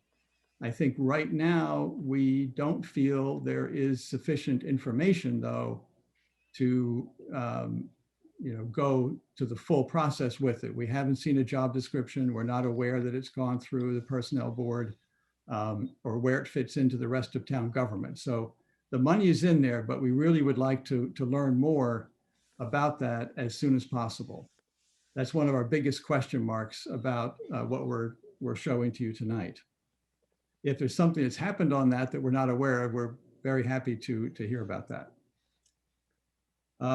We did include the 7 hours that Kim requested for her assistant. And I know you've had some discussion about sympathetic, but also talking about a consultant. I think if it's the same amount of money in the end, that probably doesn't make much difference. We do think she needs help. And so we support that. We know there's some separate discussion about the salary of the town clerk, something that ultimately must be voted by town meeting, but we have also made our own guess about that. And, we have found a place in this budget where we could find that money if need be. When we moved down to police, just as the last time we came, we did not see a compelling case at this point in time for another full-time officer. We think the department runs very well and is managed very well. But when we look at the list of priorities that we have in this year, this still COVID year, we would not put that up at the top of the list.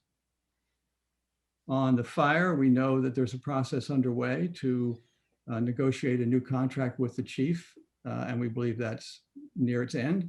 Once again, we have made our own guesstimate about that, and we think the bottom line of this budget will be able to accommodate the decision that you will make. Conservation, we did not support the idea of going away from 3 hours paid for out of intents.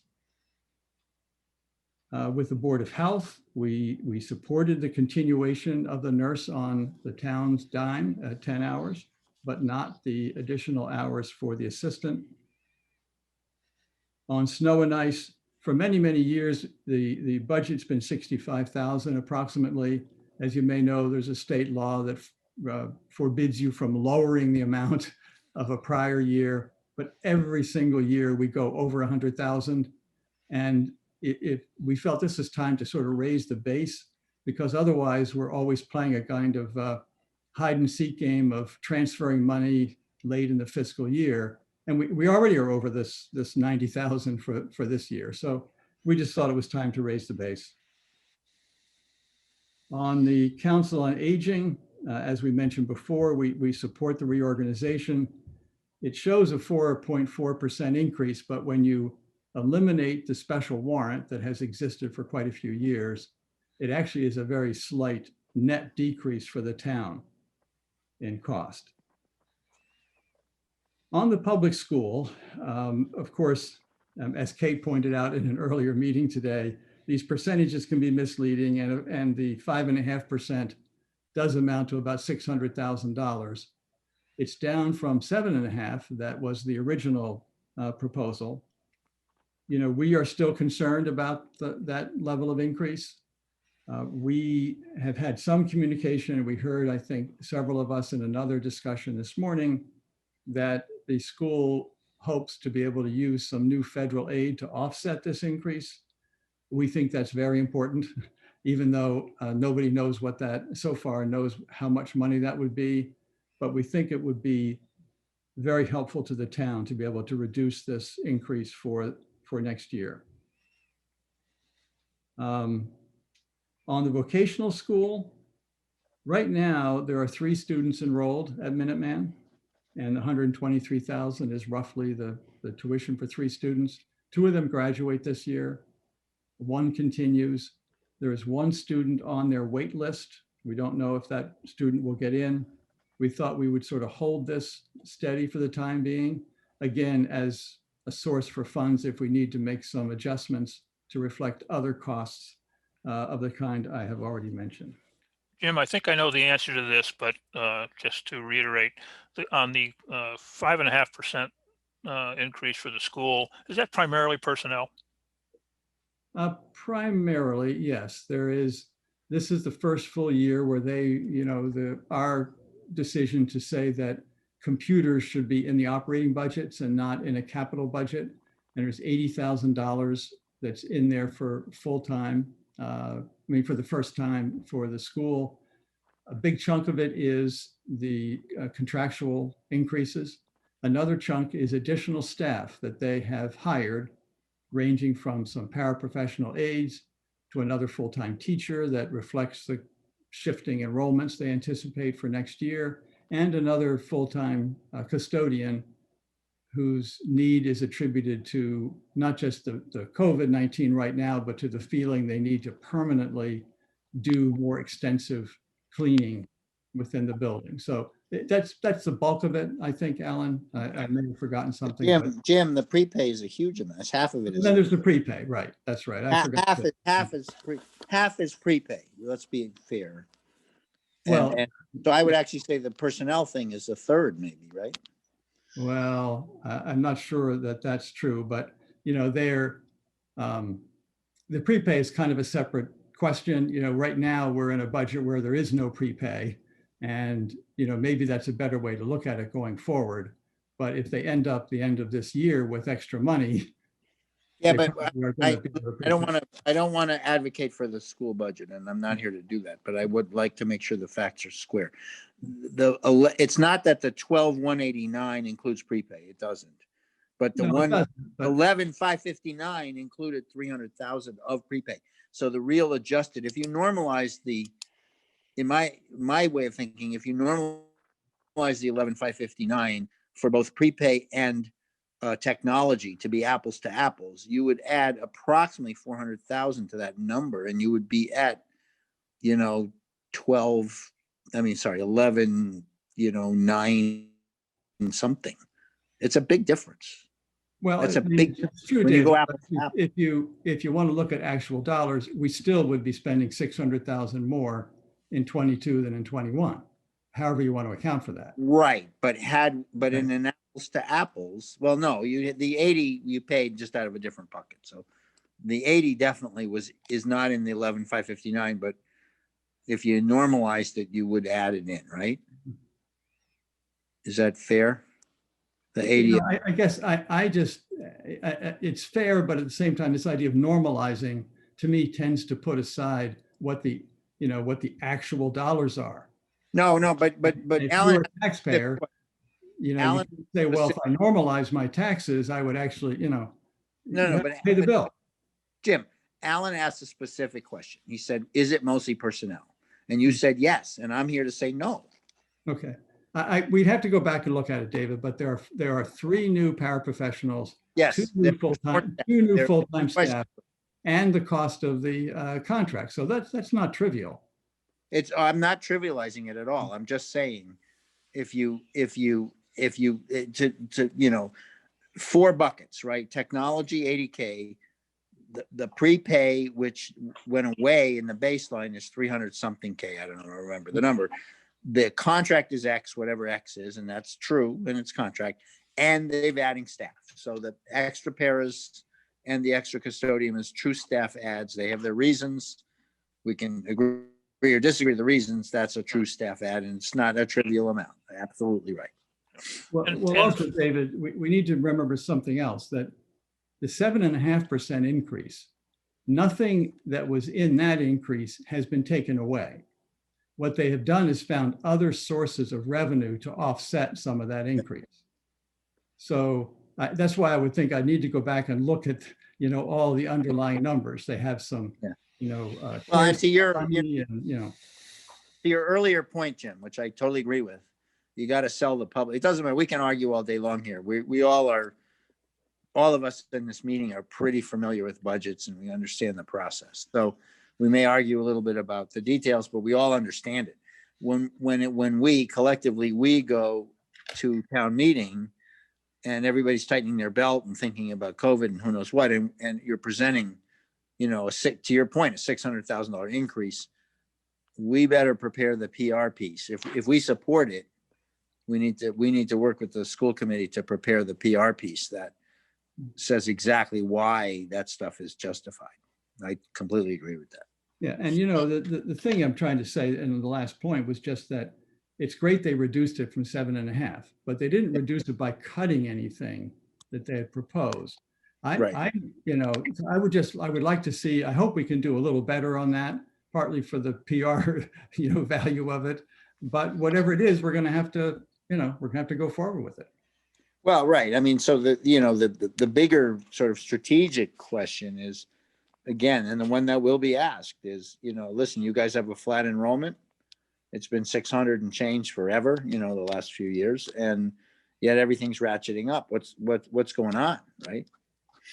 And, you know, maybe, again, in the context of getting the warrant book out and understanding the budget, I think we're at the right spot, but it doesn't mean we shouldn't be circling back with school committee in some kind of joint meeting to really, you know, understand their position and hammer out some talking points that we would find credible in town meeting. Because it's all, once we accept the budget, they can say whatever they want. We need this, we need that. But the minute we accept the budget, it becomes We're losing you, our David. responsibility. Whenever, if we accept it, putting our stamp of approval. Okay, shall we move on? Yes. I think rolling down, I mentioned Council on Aging, the library, we will probably have to make some adjustment but ultimately when the COLA is put in there, we might be okay on the MAR, the famous MAR that we're aware of. Blanket insurance and group insurance currently are probably higher than they need to be. We expect to adjust those once we are able to work through issues of salary increases and COLA. Why the big increase in blanket insurance? Well, part of it is actually the rate we've been given for next year. And so that's 10%, that's 27,000, that's going to stay in there. The rest might be money we reallocate to cover increased salaries. Okay, thank you. On the OPEB trust, you know, for this couple of years prior to the current year, we were putting in about 425,000. We thought we should go back to sort of a more midpoint this year. We're having some discussion in the Finance Committee about a policy on OPEB, and that would probably having us going back to you at some point and asking you to approve an official policy that would commit us to a certain amount every year towards over a 30-year amortization period.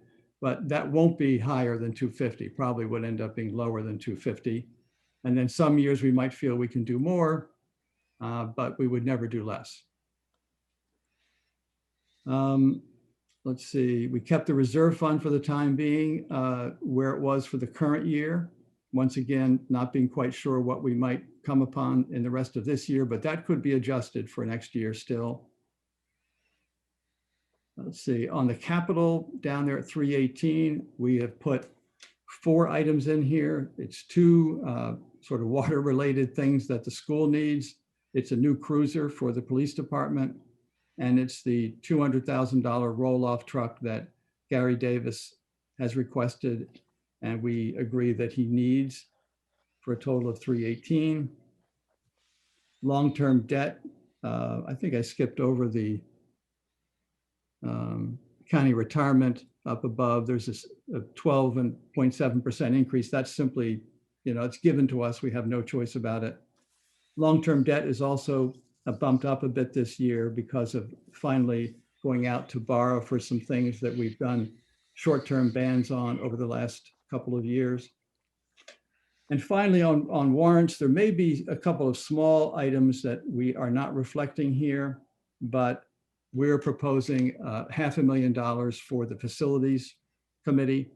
and actually proposing that we should think about that as just a kind of a permanent annual contribution to the effort.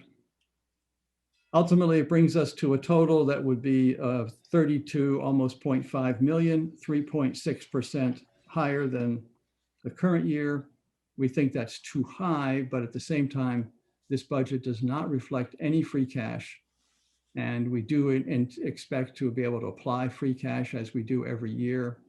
We don't have an official number yet, but we're pretty confident that we will have enough free cash to be able to offset, you know, as we usually do it, kind of one-time sort of items like the capital equipment and maybe some portion of the warrant article.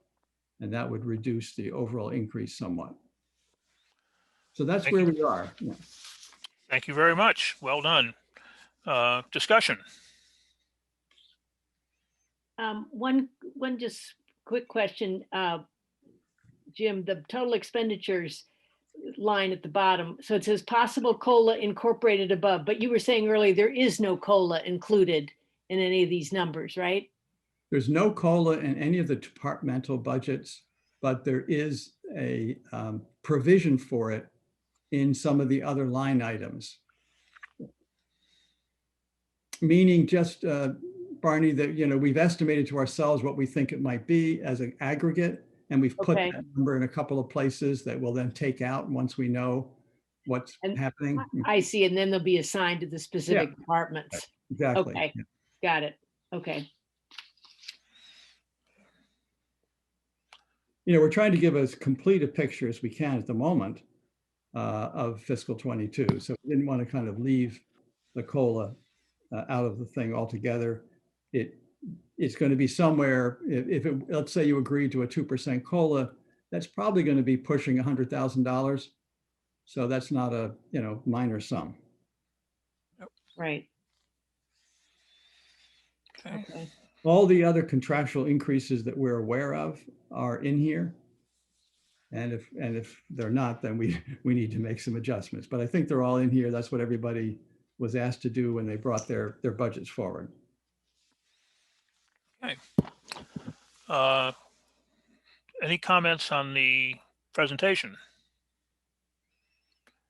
If What do you not, mean by that? well, the agenda's got 4 items under the meeting. Oh, One is simply looking at what FinCom has proposed. All right, then we got review of staffing requests, COLA recommendation, and potential warrant articles. Now the staffing requests we talked a little bit about, but let's talk specifically whether we feel that we want to endorse the recommendations of the Finance Committee, or whether you want to propose something different. Can we Okay. go back on one item, which was the very first one about the IT position? Tim, do you have anything more on any of the specific details about that? I do, Barney. I've completed the drafting of the job description, and I'm trying to get in front of the personnel board. They had a meeting scheduled last week that was canceled due to lack of a quorum, and they're planning a meeting next week. So my intention is to bring that before them. I've been following job postings around the state from various other communities, and been noticing that a lot of towns, particularly on the smaller side, are posting a position like this anywhere from $65,000 to $75,000, $80,000. So the $100,000 was a guess in the first place, and I guess I'm, you know, pleased to note that perhaps, you know, it's not going to be quite that high. Even with fringes? Well, that's just the direct salary. I mean, Right. certainly. So the with fringes, benefits it'll are- bring it up pretty close to that. Oh, yeah, no, no, certainly, yeah. Okay. But the straight salary would, you know, Yep. would be less than that. So that's one position that the personnel board has to grade so that we know that it's, you know, would be in the proper pay band. In a similar fashion, the request by the town clerk, I've asked the personnel board to rate to grade the town clerk's position as if it were on the salary and wage chart. so that we can determine, particularly if we do change to an appointed position, where on the chart the position would go. And I think that is probably as reasonable a place as any if we're going to recommend an increase to the clerk, maybe it should be to the place where she would be on the chart if she were an appointed employee. And to give her credit for, the years that she's been in the position in terms of coming up for step increases and so forth. Wouldn't be fair to start her over at like 0 years, but you could start at step 1 with 2 years experience. And so that's my intention with those first 2 positions. Tim, could I just ask a little follow-up? As I said, the Finance Committee feels that an IT person like this could actually address and solve problems that the town departments have been struggling with for some years. But there were really 3 elements I think we were hoping to get some more information on. One is a job description, which you say you've drafted. Mhm. Second was just the process to make sure it goes through the personnel board. The Right. third was to understand where that position would fit into town government. Would it be a person who reports directly to you? Would this person, what role would they have relative to other departments, some of which have their own sort of consulting for IT? So we were hoping to get a little more information on that too. Yeah, some of that's, some's if it's in the job description, initially, I think it would report to the town administrator, similar to when we have the facilities manager. There was like really no other place for the position to go except to be, to report up to the town administrator. But, happy to share that with folks, the job description. Well, it's not typical, but we are proposing to add something new. But I do think that the 100K is on the high side. That would be my update for the moment. That it looks like it would not be that high.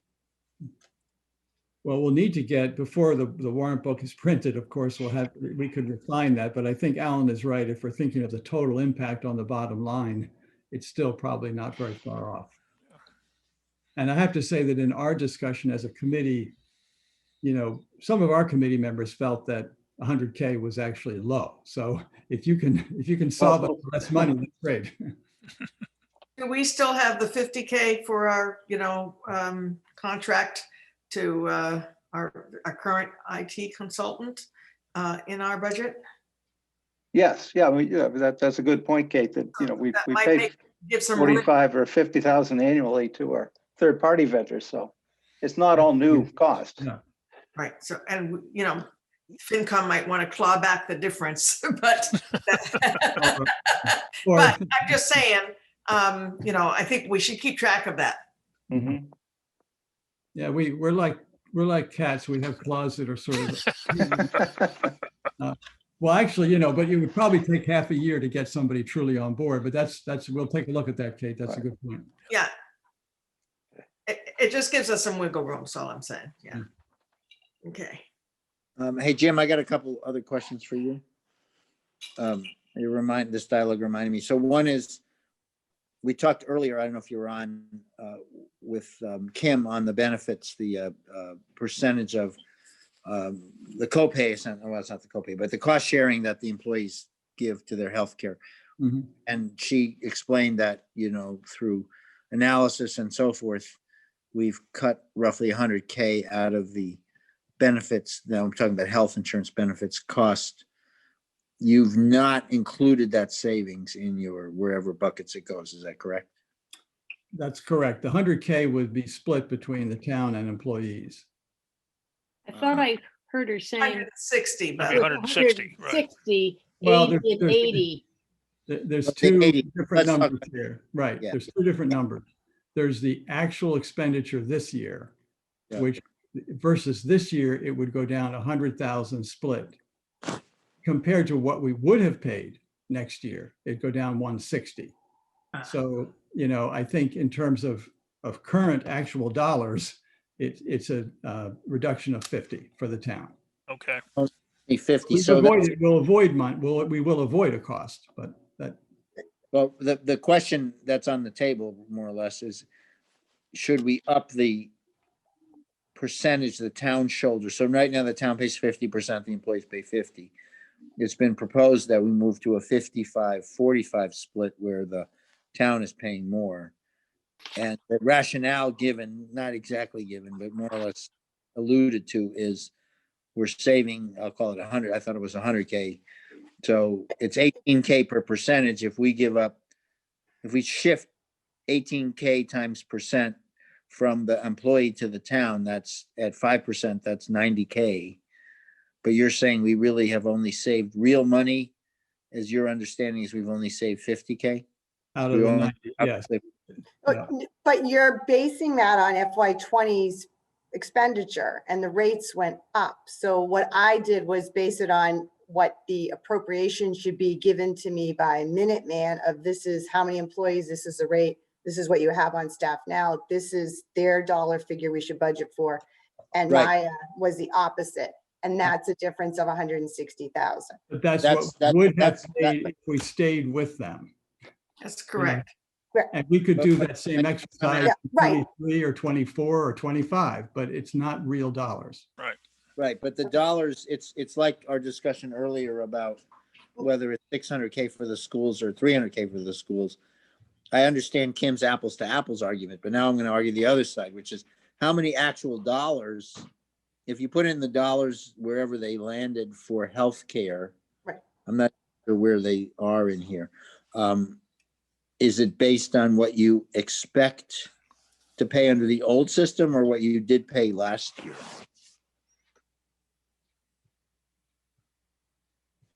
In the fiscal 22 budget, it's based on two things. One is what we did pay or what we thought we would pay in fiscal 21. And secondly, we put in 21, we put some extra money in that line item to account for possible transfers that we would want to make, this year because of the COVID uncertainties that might drive costs in various departments above. So is this under group insurance and Medicare, the 1.5 million? Yes, correct. Yep. So if theoretically we approve a 5% shift in the cost share, and that, if per Kim's numbers would be 90K, but at the same time, because we did some smart shopping, we're shifting to Blue Cross Blue Shield, et cetera, we're saving some number, whatever that number is. Where does that net us in the budget? At par, or it costs us some money? Well, I think looking at the number that we've got in there right now, it would be lower because again, we have added some funds in there to. So you might off. Is Kim, is that your read too? On the number that's in there, if we were not going, if we're going to Maya, we could actually probably lower that number. Right, so we could pay for the cost transfer through savings if we decide to do that. Yes. What do you mean by pay for it through savings, David? Well, what I mean is it's been proposed again. People are proposing that we might be a little more generous with our employees and go to 55-45 compared with we're at the statutory minimum of 50-50. If we approve that change, what's the net against this budget? And I'm hearing it's probably neutral, let's call it, because savings that are not yet reflected in this budget. No, they're not. And I guess based upon what I've seen, I would say it's about 40,000 in the first year versus what this number is. This number will be modified though, again, because once we distribute a cost of living increase and some other salary increases, this number will go down somewhat anyway. But the bottom line won't go down. The bottom line would benefit. Okay, and last question. Okay, on benefits also, we talked about some staff ads, IT person, and maybe some people in the school, and I don't know what else. Is the possible headcount increase sort of factored in here at all, or not really? Not really, no. Okay, and then different question entirely because it's on the town administrator's report. is about the Curve Street Dam, which reminds me, we also had a discussion with conservation about the Greenough Dam. And there's nothing in anything you've heard about making more maintenance room for dam maintenance, remediation, whatever, correct? Nothing has been brought to us so far, David. Okay. Okay, thank you. All right. I just wonder, Alan, if, because I think the way we left it at our last select board meeting, we weren't all totally clear about the request for a full-time police officer and what the savings would be. Is it appropriate to ask Chief Fisher to just lay that out for us? If you like, go ahead. Yep. So savings is, well, the amount that I'm asking is obviously an increase. The savings for the 4 spots per week would be eaten up obviously by the full-timer and then some. Because, you know, on the low end, our part-timers make about $27 an hour. All right, but a full-time officer would be more in the range of $34 an hour, which is why I asked for the $75,000 increase. I think that's on the upper end. That would be an experienced person with probably an advanced college degree. So, you know, while the part-time officers cover mandatorily 1,664 hours a year, so the 4 shifts a weekend, if we went with another full-time officer, they would work obviously those 4 plus 1 additional shift a week. So there'd be some additional savings, and potentially if that person happened to fall on a day when somebody else took a vacation day, we wouldn't have to backfill it. Right now, every time someone takes a day off, with very few exceptions, we have to backfill with overtime or call in a part-time officer if they'll take it. So we have 5 part-time officers that work patrol shifts. The rest of the part-time officers work special events only. So 5 of the people work patrol, and there's 5 that will have to, depending on the first letter of their last name, get them trained up to a full-time level, either starting the first ones have to be fully trained to full-time level by next July, a year from July, which is why I'm doing this, why I'm making this now. This is all just about, you know, who I like working with and who we, you know, who's given time and efforts to this town. We've got great part-time police officers, but the Commonwealth, you know, part of police reform nationwide, not just in the Commonwealth, is going with full-time professional police officers. There will be no more there is no more such a thing as a part-time police officer. All future part-time academies were canceled. All police officers have to be full-time, period. So I don't mean to confound it, but the savings piece, you know, saving those 1,664 hours is eaten up and then some by the full-time officer. So does that answer your question? I wanted to give you a little bit of the backstory too of why. So you're saying that the amount that's listed here on the FinCom's budget is $75,262. So that is the difference between the full-time police officer's salary and the reduction of 4 part-time, the 4 shifts that part-time officers currently cover per week?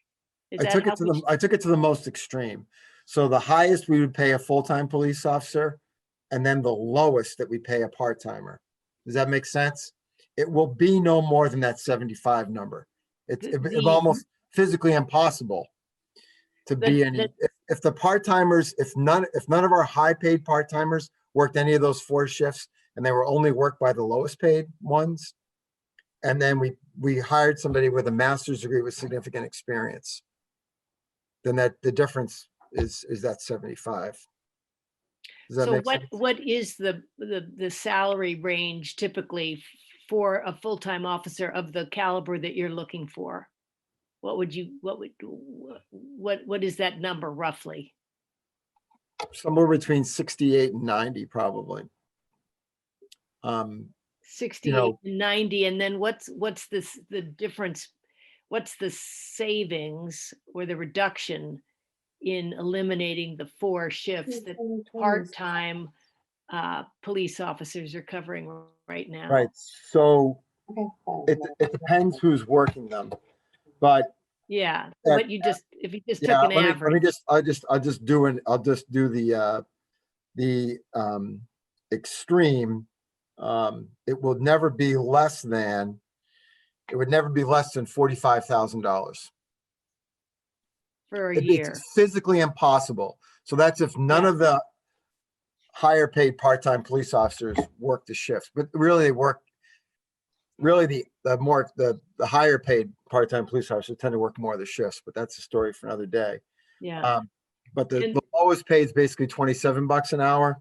So you do $27 an hour times the 1,664 hours that they work, and that's $45,000. Okay. And you're saying that that the law requires now that I mean, say more Right. about the timing. You're saying that in the future, there'll be no more part-time officers, Right. but could you theoretically keep the 4 part-time officers that you have, and do whatever training they need to do to comply with the training requirements, and just wait and see what happens? I mean, I don't understand the legality, I guess. Right. So the legality piece is police reform requires all police officers in Massachusetts to be full-time.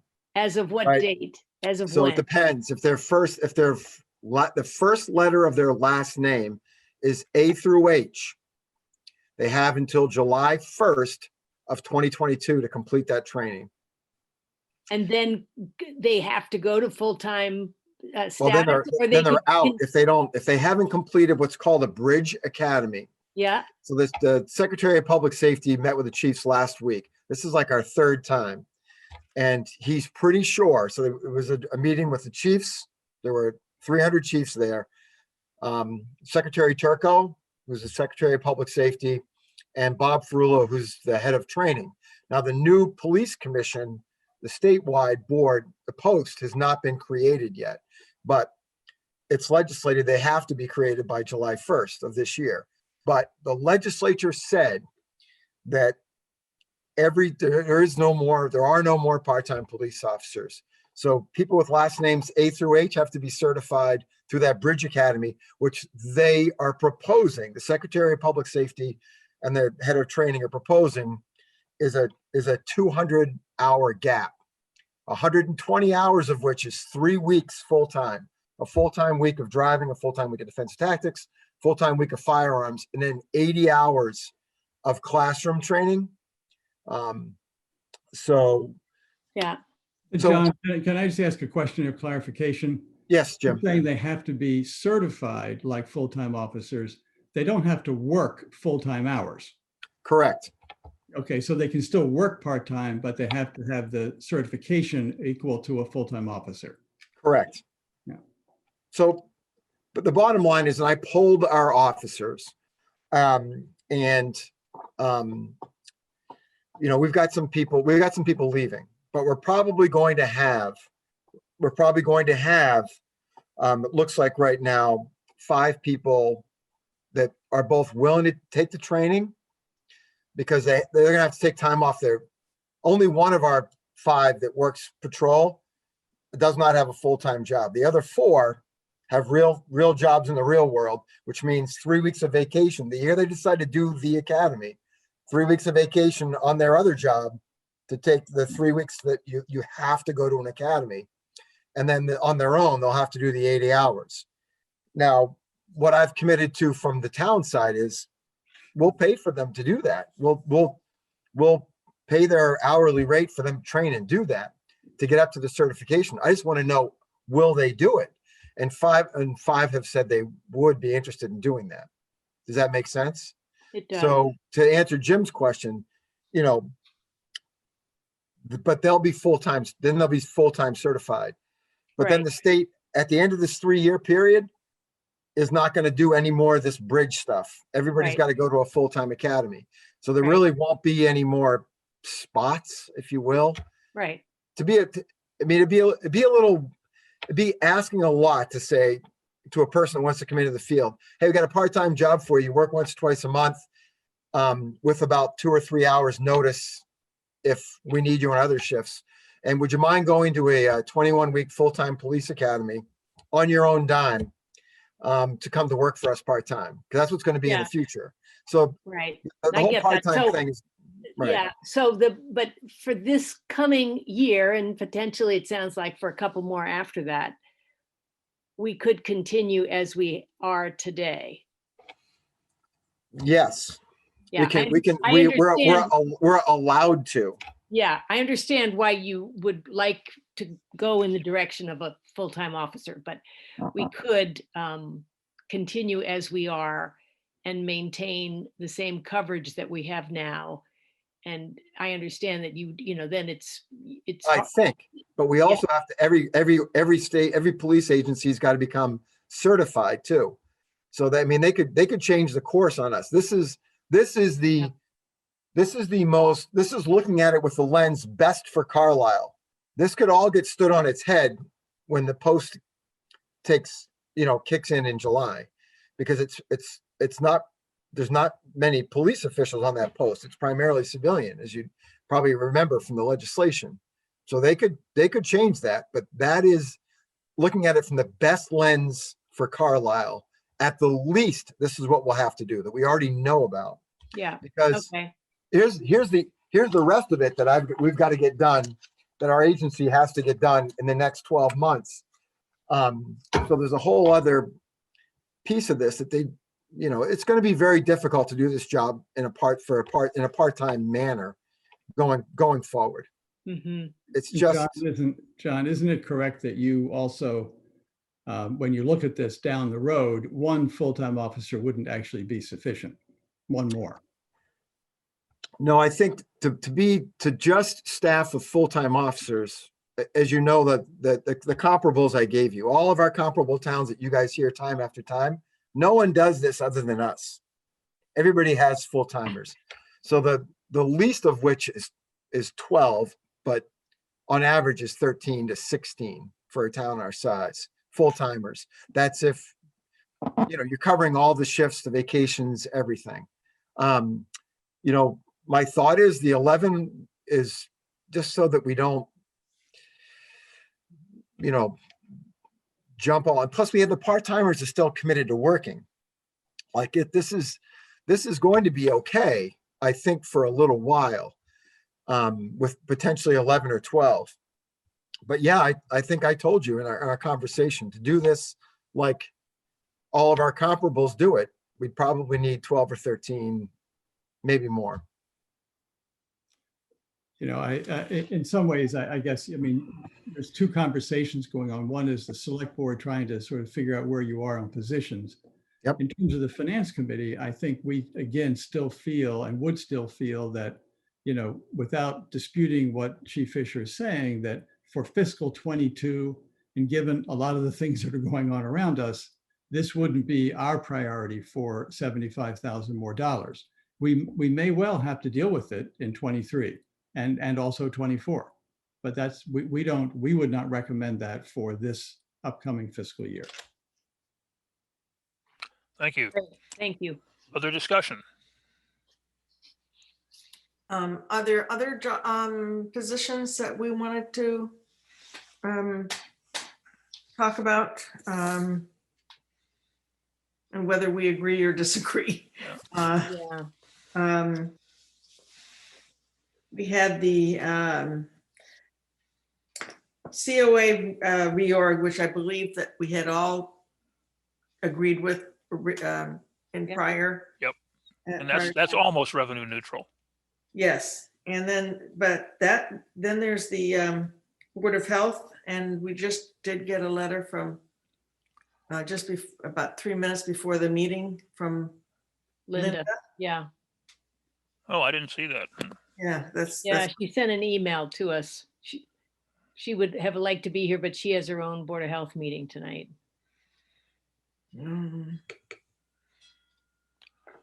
Well, I know I had sent a request for specific data that has never Right. come in.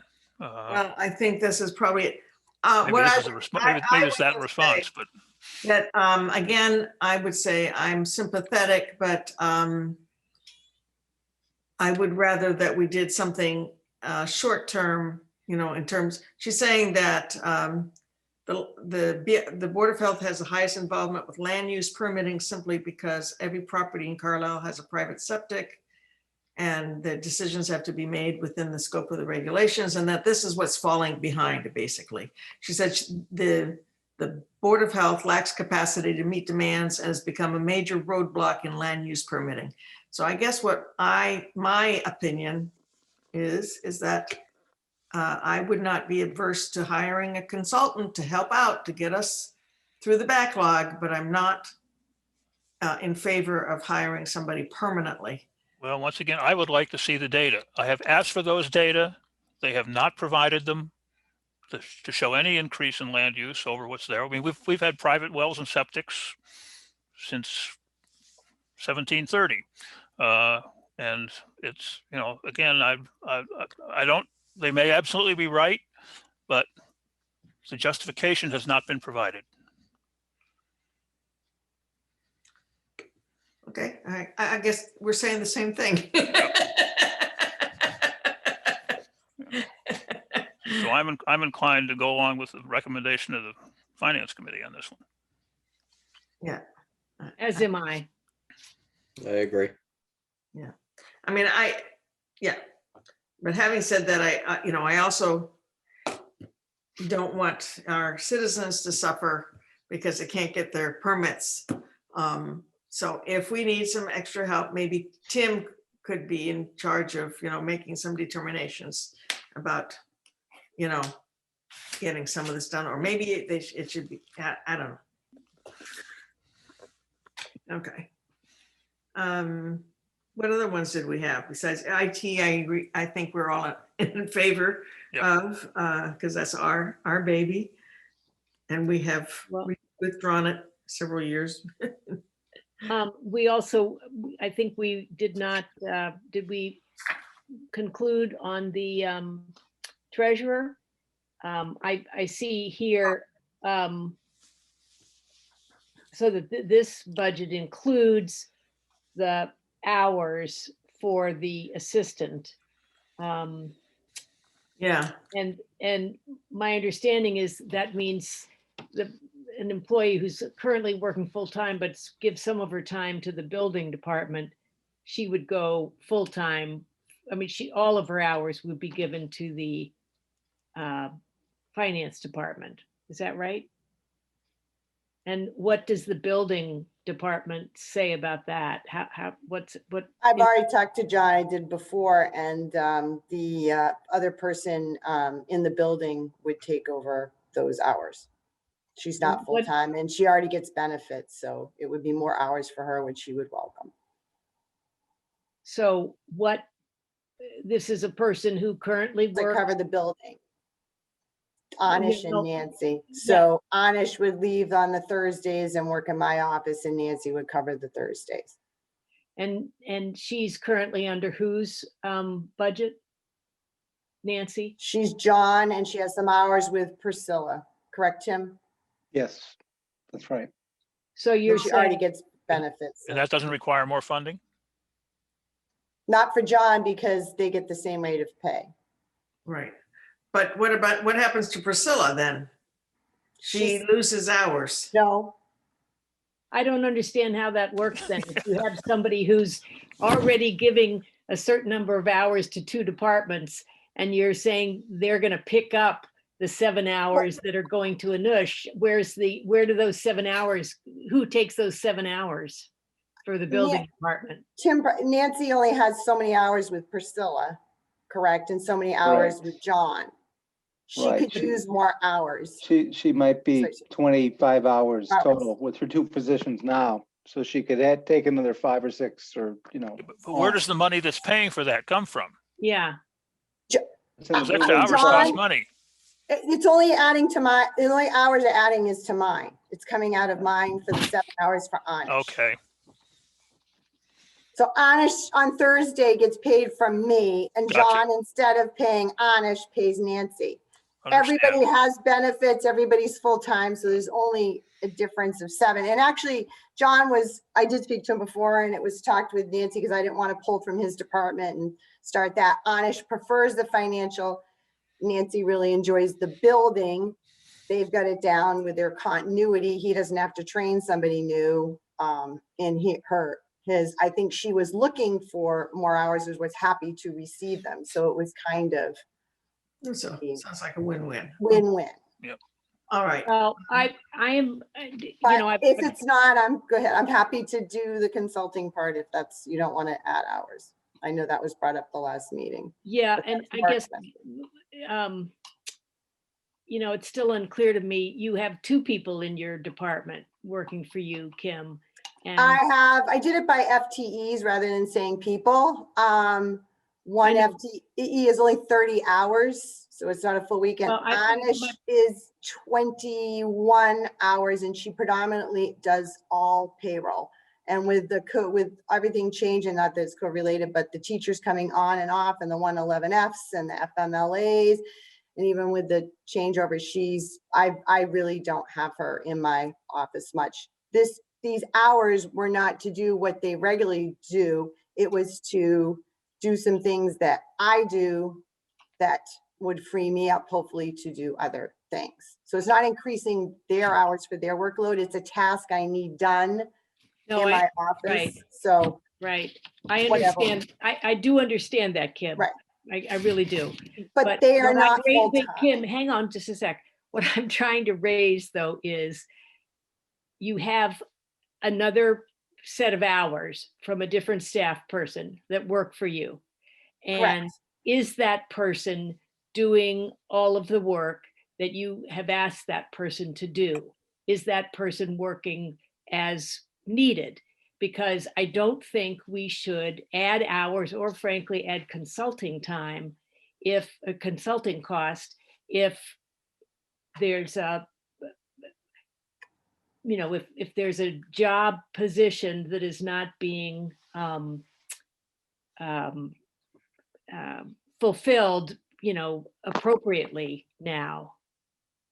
I don't want to get into confidential, conversations, but since we've had this conversation of public a number of times and it doesn't seem to sink in, that's, so that's why I don't support the additional hours, because I don't want to add hours that we're then committed to pay for going forward if if the issue is really about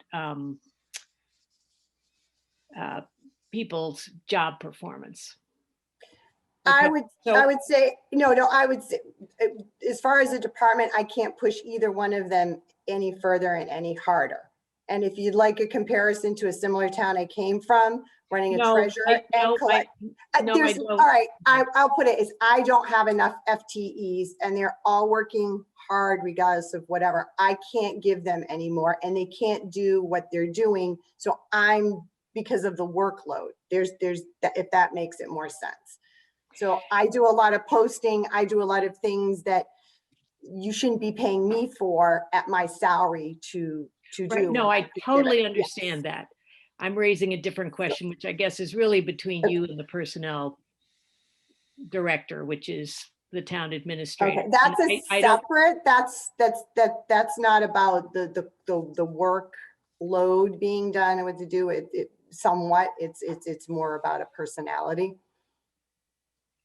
I don't want to get involved. I think we shouldn't say any more publicly here, but I need to, I wanted to explain where I'm coming from. And so until that gets resolved, I would not support an additional funds for this position.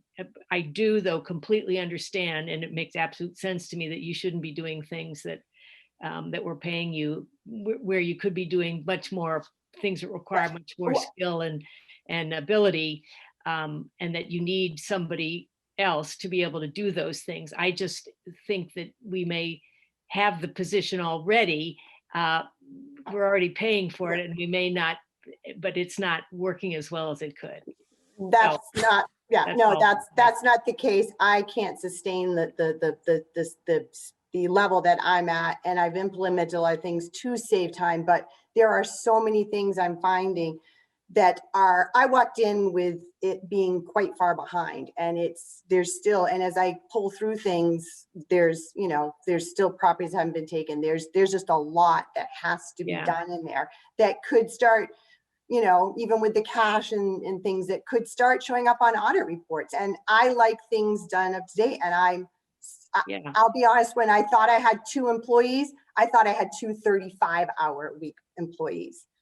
And that to me wasn't even quite enough. So to come in and have what I consider more part-time employees to do the level of work we have done and see what has been going through the not being done. And I understand why with some of my predecessors, back to predecessors before, you had consultants doing the cash book for a whole year, and properties weren't being taken on time, and things weren't, the office was severely behind, and it's not quite where it should be either now. And I'm just saying, I can't sustain it anymore. So I need some help. I could use help tomorrow.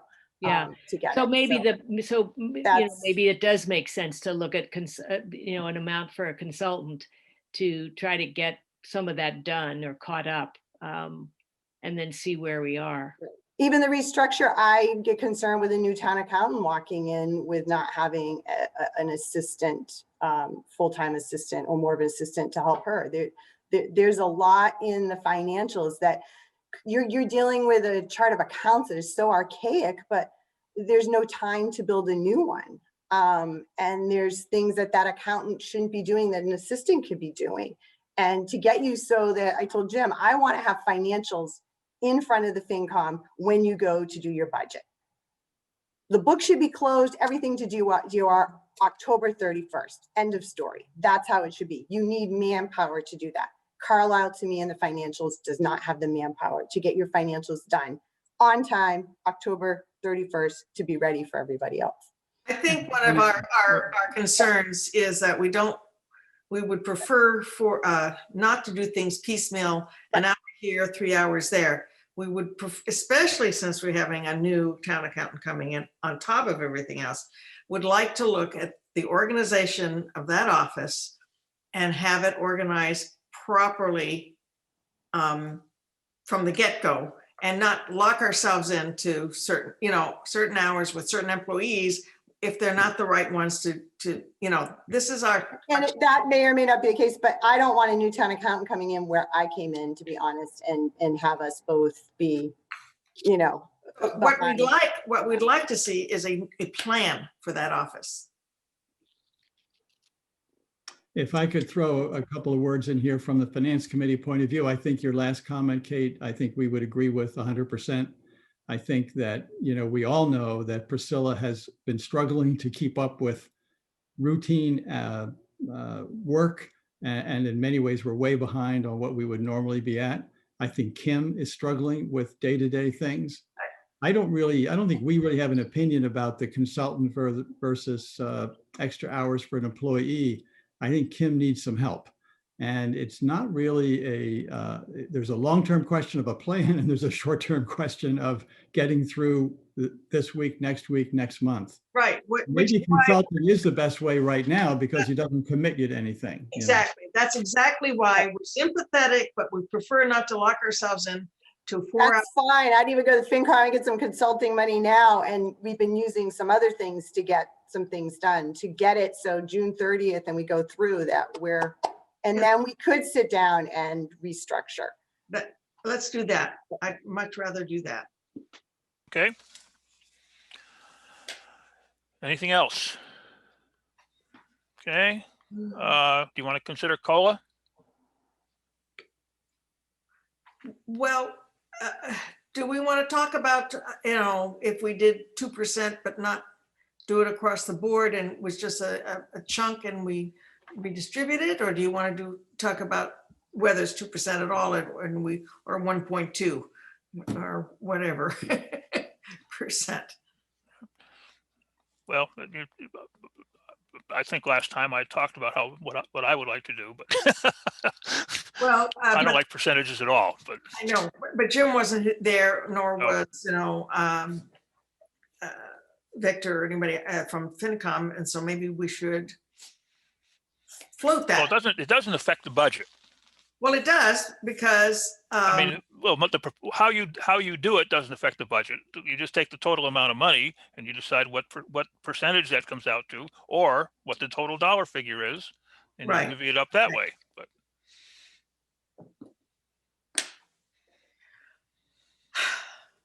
We've talked about parity with the COLAs in the contractual agreements that the town has. And so I guess the 2% is the case for the police and fire, isn't it? But it's 2.5%, I think, this time for the school, At 2.25. 2.25. yeah, that's one of our things, our bugaboos. I really hate to not give unionized employees hugely less than the unionized ones, because I just find it just unfair. And I think it's also, if we want them to unionize, that's how you do it. You just don't make it fair. And then they decide to unionize, right? So it's a very fine line and a very hard line to tread. So what I think is we need to be more hard-nosed with our union going forward, because inflation has not been 2% for a long time. And well, that's discussion for another day. Let's stick with this one for today. well, that's basically what I'm leading up to is for this year, since our unions are getting the 2%, I'm saying we might as well just stick with our 2%. Okay, COLA we have a proposal. Discussion. I agree with the 2% as well. I mean, we went in, to those contracts thinking, we were going to stick with 2%. And I mean, obviously, yeah, we, this year with COVID and everything, we'd go down, right? But I agree with Kate. I think we should be fair across the board. How we distributed that, that we can certainly discuss. But yeah, I think a 2% is a good place to start. Barney, David? I'm comfortable with 2%. So am I. Okay. 2% it is. That was easy. Paying for it won't be, but I was gonna say, Jim is not smiling. yeah. But Oh, well, if I could just say from my own work background, actually, Alan, your idea of sort of distributing it more on merit reflects my work background. And all I would suggest is that if the select board is interested in that approach, the idea might be to start really discussing it in July, not in, Right. March. Yep. And- That requires a working group to talk Yeah. about how you're going to implement something like that. Yeah. And in fact, we have talked about doing that. Yes. But So, we Well, just that haven't done it. and on top of that, That reminds me, oh, sorry, go ahead. well, I think Mary Lynn pointed out to me in an email subsequent to the last meeting that I probably misspoke in my motion. I don't remember the motion exactly, but we shouldn't have a motion that says COLA will be merit-based, right? COLA is COLA, whether we decide to have a COLA or not, the COLA is what it says. And merit-based pay is an entirely different thing. Now, we may choose in a future time to eliminate a COLA and just go completely merit or some combination thereof. So I don't know if I have to redo the motion from last time, but I want to get it on the record that I misspoke or I misarticulated I commingled the two, right? And they are separate. So we haven't yet determined what we're gonna do, but to Jim's point and others here, we need to take a look at it in the summertime and plan a course of action. And if the course of action involves a performance-based metric, we can then decide whether that completely replaces a cost of living adjustment or is supplemental to some cost of living adjustment. So I just want to make that point. Thank you. You are forgiven. Yeah. And I was gonna just say, in the meantime, the town, we are reinstituting, evaluations, quarterly, in fact, evaluations, but with the final, year end, which will be very clear about what the metrics are and the goals and things like that, so that that will also hopefully be helping us if we were to do a transition. That's already been kicked off. Okay. Could I ask one question before we leave this Yes. our part of your meeting? I don't want to prolong it, but there's no need at this stage of the process for the select board to take any votes related to the budget. But I just want to make sure that, as I've presented at the beginning, that we're going to send a letter, we're going to send out these, recommended budgets to the departments. You have no objection to our proceeding at this time. Does anybody have any objections? Hearing none? I guess not. All right, thank you. Thank you, Jim. You guys done good. Yep. And thank you, Victor and James. Thank you. Appreciate it. All right. Do you want to go over the list of potential warrant articles? Not particularly. Okay. We don't have to do that tonight. Actually, a lot of these, we don't have information to make decisions on it anyway. So, Yeah. all right. Unless there's something that's really missing, that I forgot to look at, but, can we just do that as a separate thing? Let's maybe next time. Okay. Let's look at the warrant articles and, Well, we have to do it sometime pretty soon. Yeah. We have a Yeah. town meeting coming up. Yep. the other reason that we have to do it also is that there are some that may have to have public hearings. Yep. And so we need to be sure that we either hold one or, and they has to be, advertised and all this, or that we piggyback with planning board who routinely do these things. Anyway, so. Okay. All right. Cemetery deed transfers. So last time, I had a question about the cemetery deed transfer, and I'm not certain we ever got the answer. My question was, they are turning in 5 grave sites in exchange for 4, and do we owe them money for the 5th? And I don't think we got that question answered, did we? I haven't seen anything on it. No, I mean, because there was something from Peggy, and she just said they're purchasing these 4 lots and they're giving us 5 lots. And we didn't act on that last time either. So Right. So because that we won't until that question gets answered.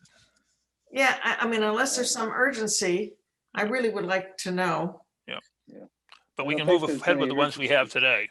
Yeah, I mean, I think Jen had looked into it and I forget what the explanation is and she's been out since then. So Yeah. I guess we can hold it till another time. But we can do tonight's. We Well, have new ones tonight, right? No, it's. Oh, they're that the same ones? It's the Ones. same one. Okay, I didn't look at them. I just, yeah, no, I did. oh, okay. All right, never mind. Good, moving ahead. Okay. Appointments and resignations. Oh, really? I think that was the first draft of the warrant had that agenda item, Alan, but I think I changed it at the last minute to discussion of town governance study committee. Ah, yes. Oh, okay, I didn't get that one. The one that I got from the PDF was the other one, okay. The DocuSign one has that. The discussion of town governance study committee. Yeah. I printed one out I got from Jen, it didn't have it, yeah. Oh, okay. So that is David Modell and myself. David, you want to kick it off or? Sure. So we've been meeting periodically in small groups on, as been reported here, on primarily with the land use boards.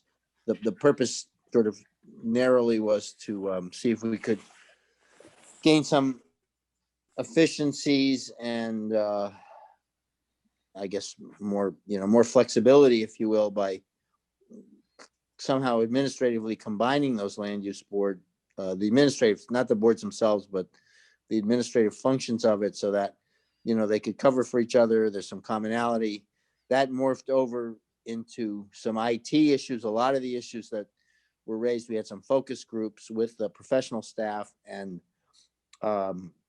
what part of what surfaced through that was IT needs, which I may not say directly, but at least indirectly has led to the acknowledgement or the the consideration for an IT professional that we talked about earlier tonight. I mean, part of that came out of this needs assessment, if you will.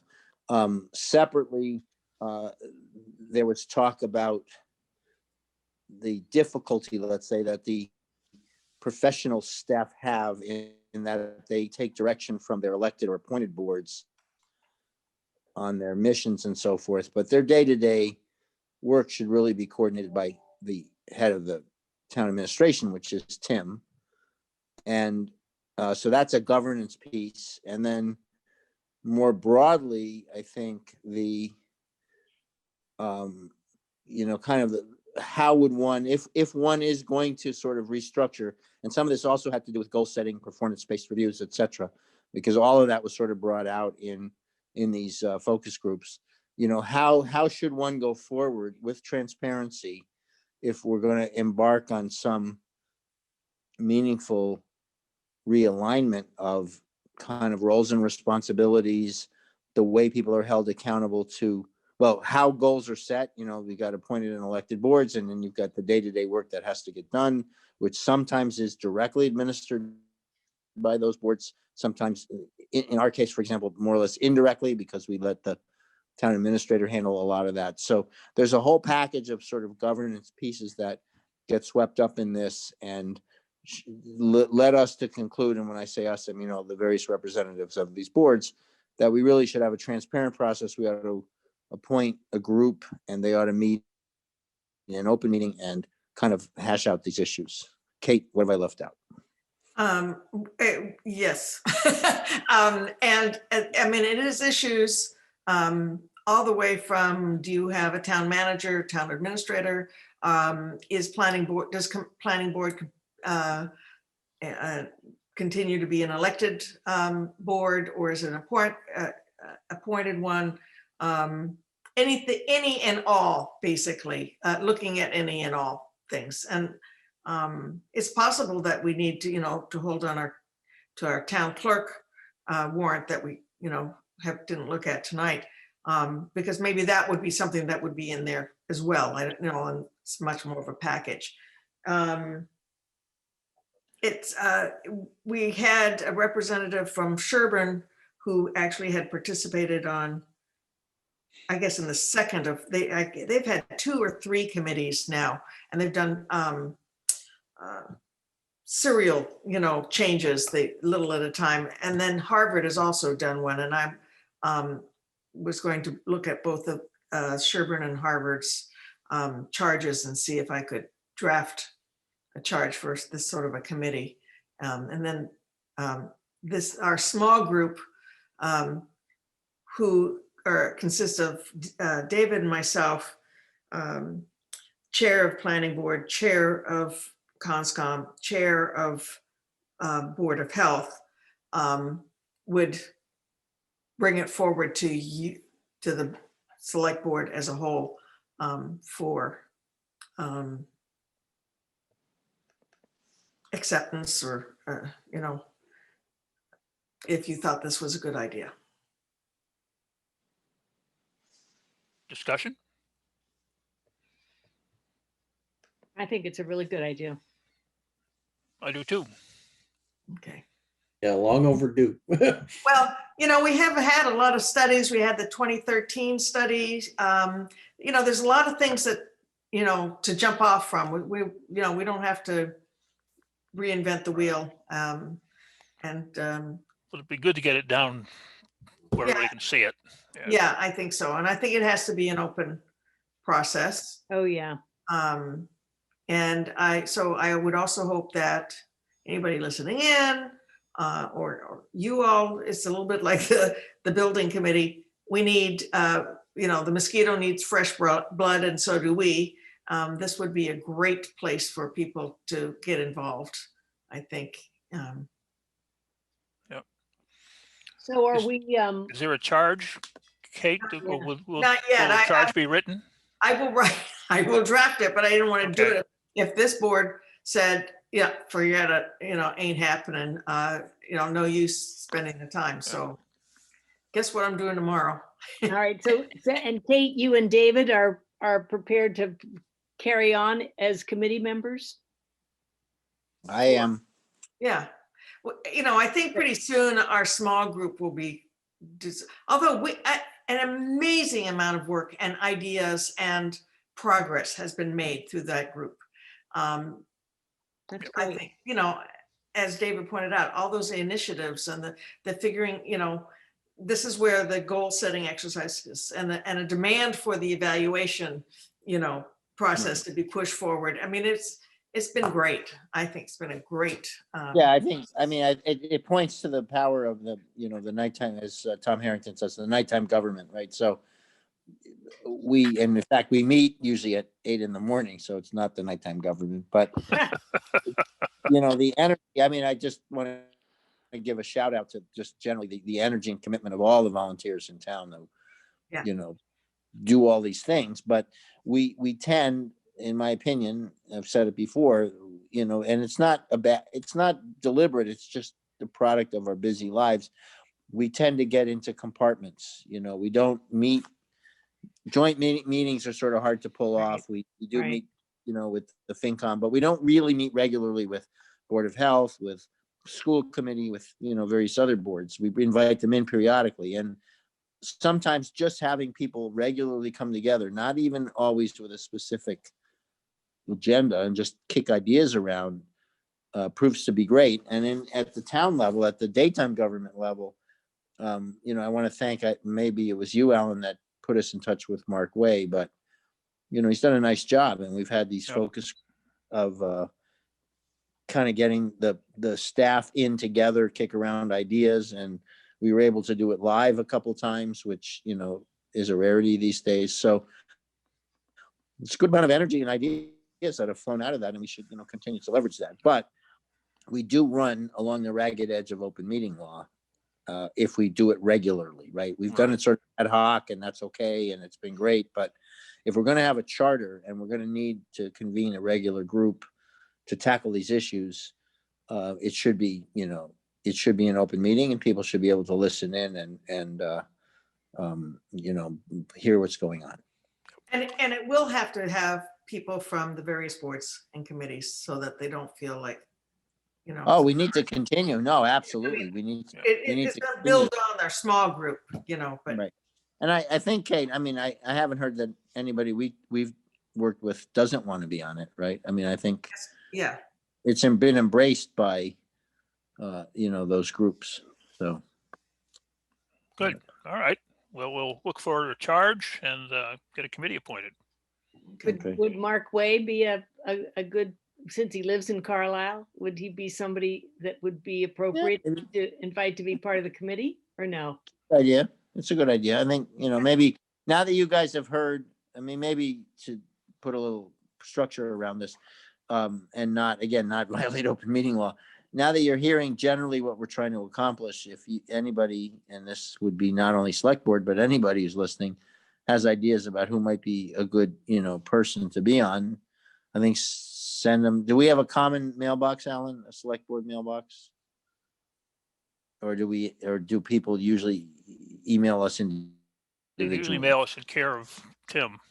Yeah, we have a town hall at carlislema.gov. That's kind of the general mailbox. Right. Yeah, I think I did send email once to select board and it bounced. Okay. Yeah. So send it that way, and Mary Lynn, you can report on it in the paper. We want to get. I think we should cast a net and get some volunteers and make.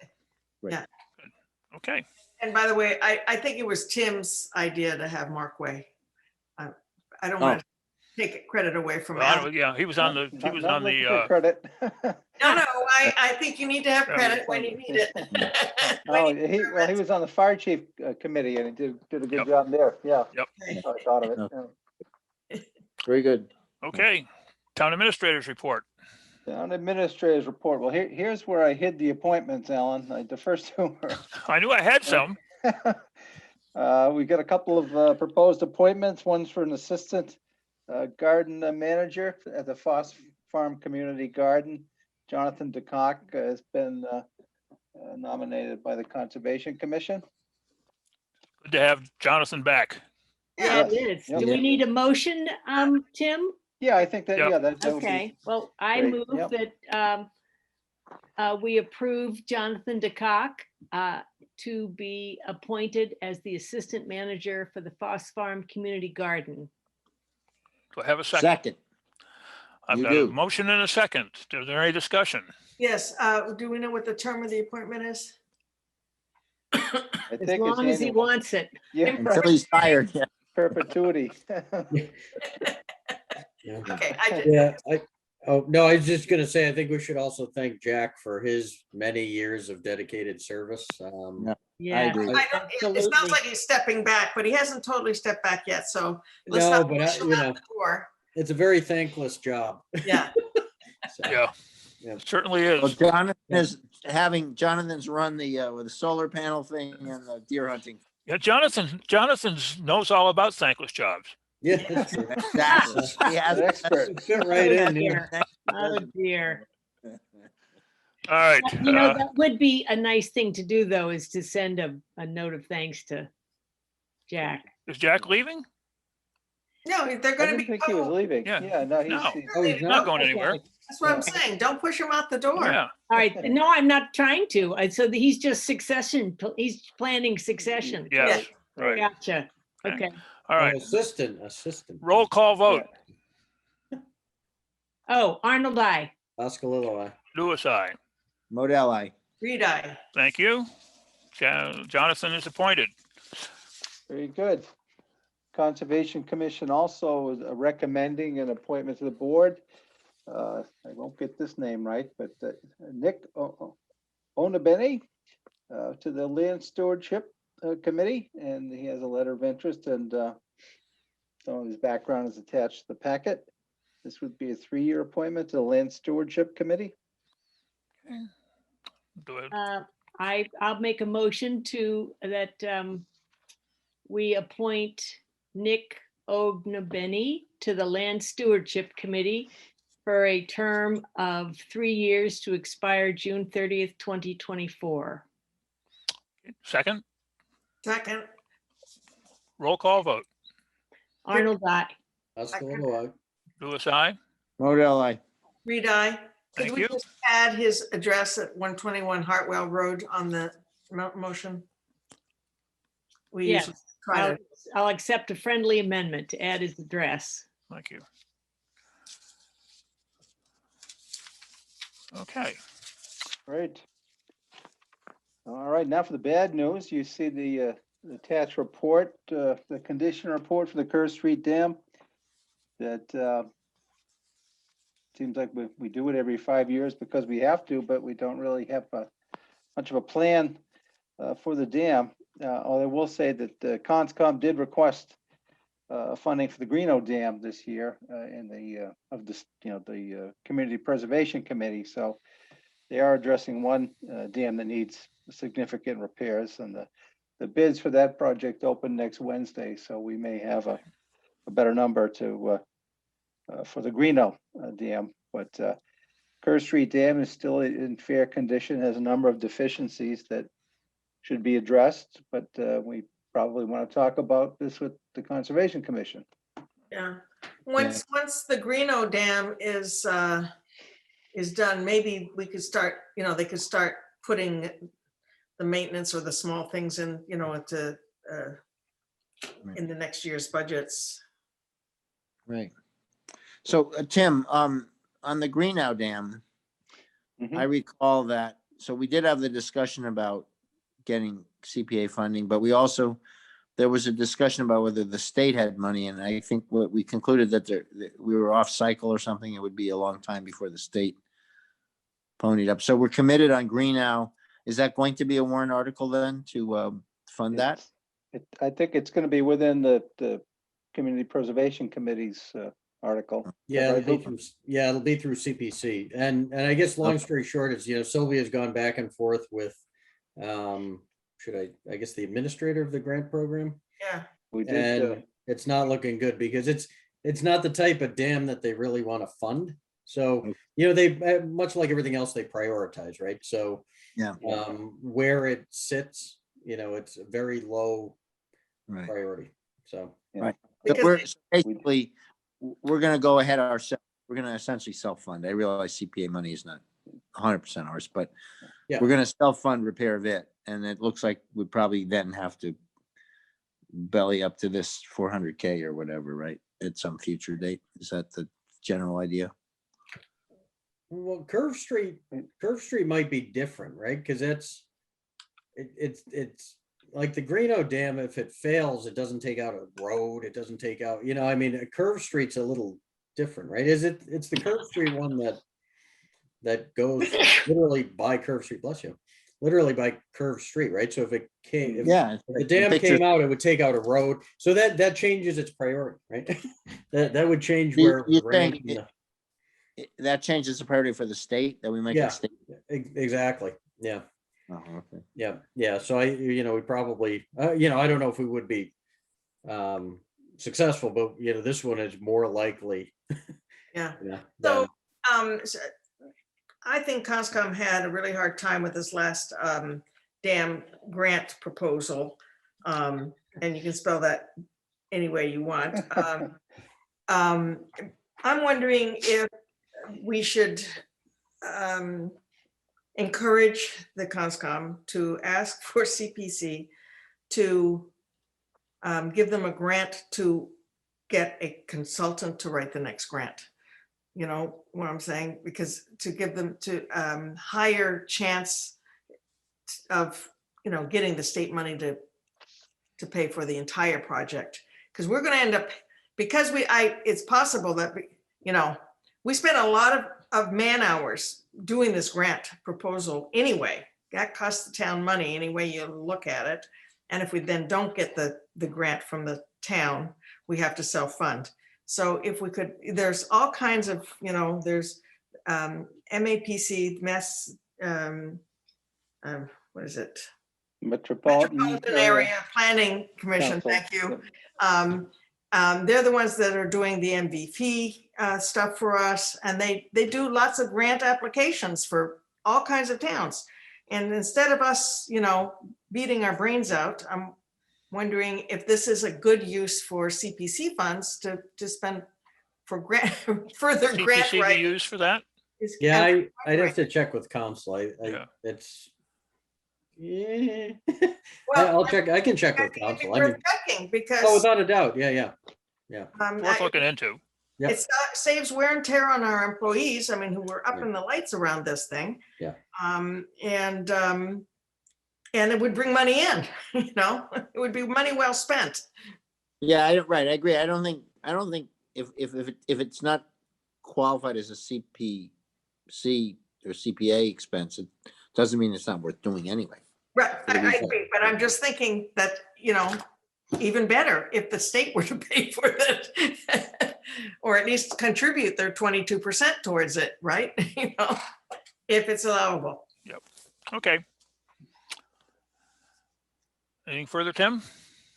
Just, I wanted to note that the cable focus groups are coming up on April 6th, 7th, and 8th. We've had a pretty good sign up. A lot of interest in that. Online, and Comcast is not a popular company. I'm picking up some vibrations from people on that. So I think people have a lot to say.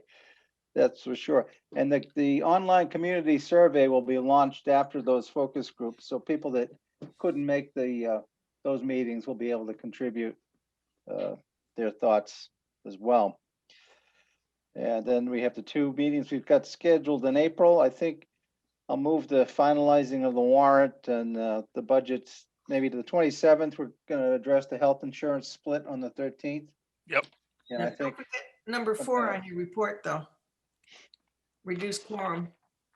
oh, okay, yeah, I'm looking at an early version too, and I only had 1, 2, 3. But thanks for reminding me of that. Yeah, because we're still technically in a state of emergency, the ability of the board to reduce the quorum at town meeting still exists. And with consultation with the moderator, and I'm sure Wayne would probably still be in favor of that. I can't see them removing that during town meeting season, certainly. They're gonna let communities do that, and And I don't see any downside to reducing it again, keeping it down where we had it before. It did not limit participation. Right. we got slightly over 100, didn't we, both Yep, times? Or yeah. So it was. So maybe we can do that right now. Well, you've got to advertise that Ah. you're having a meeting to consider it. Okay, let's put it on the agenda then for the 13th. Okay, I'll do that. And we That'll need be a quick something from item. Wayne too, that Wayne's been consulted and he agrees, but we can good. get that. Yep. Very And did good. we set a time for town meeting on that afternoon of June 6th? We did not. Oh. 1? I think 1's a good time.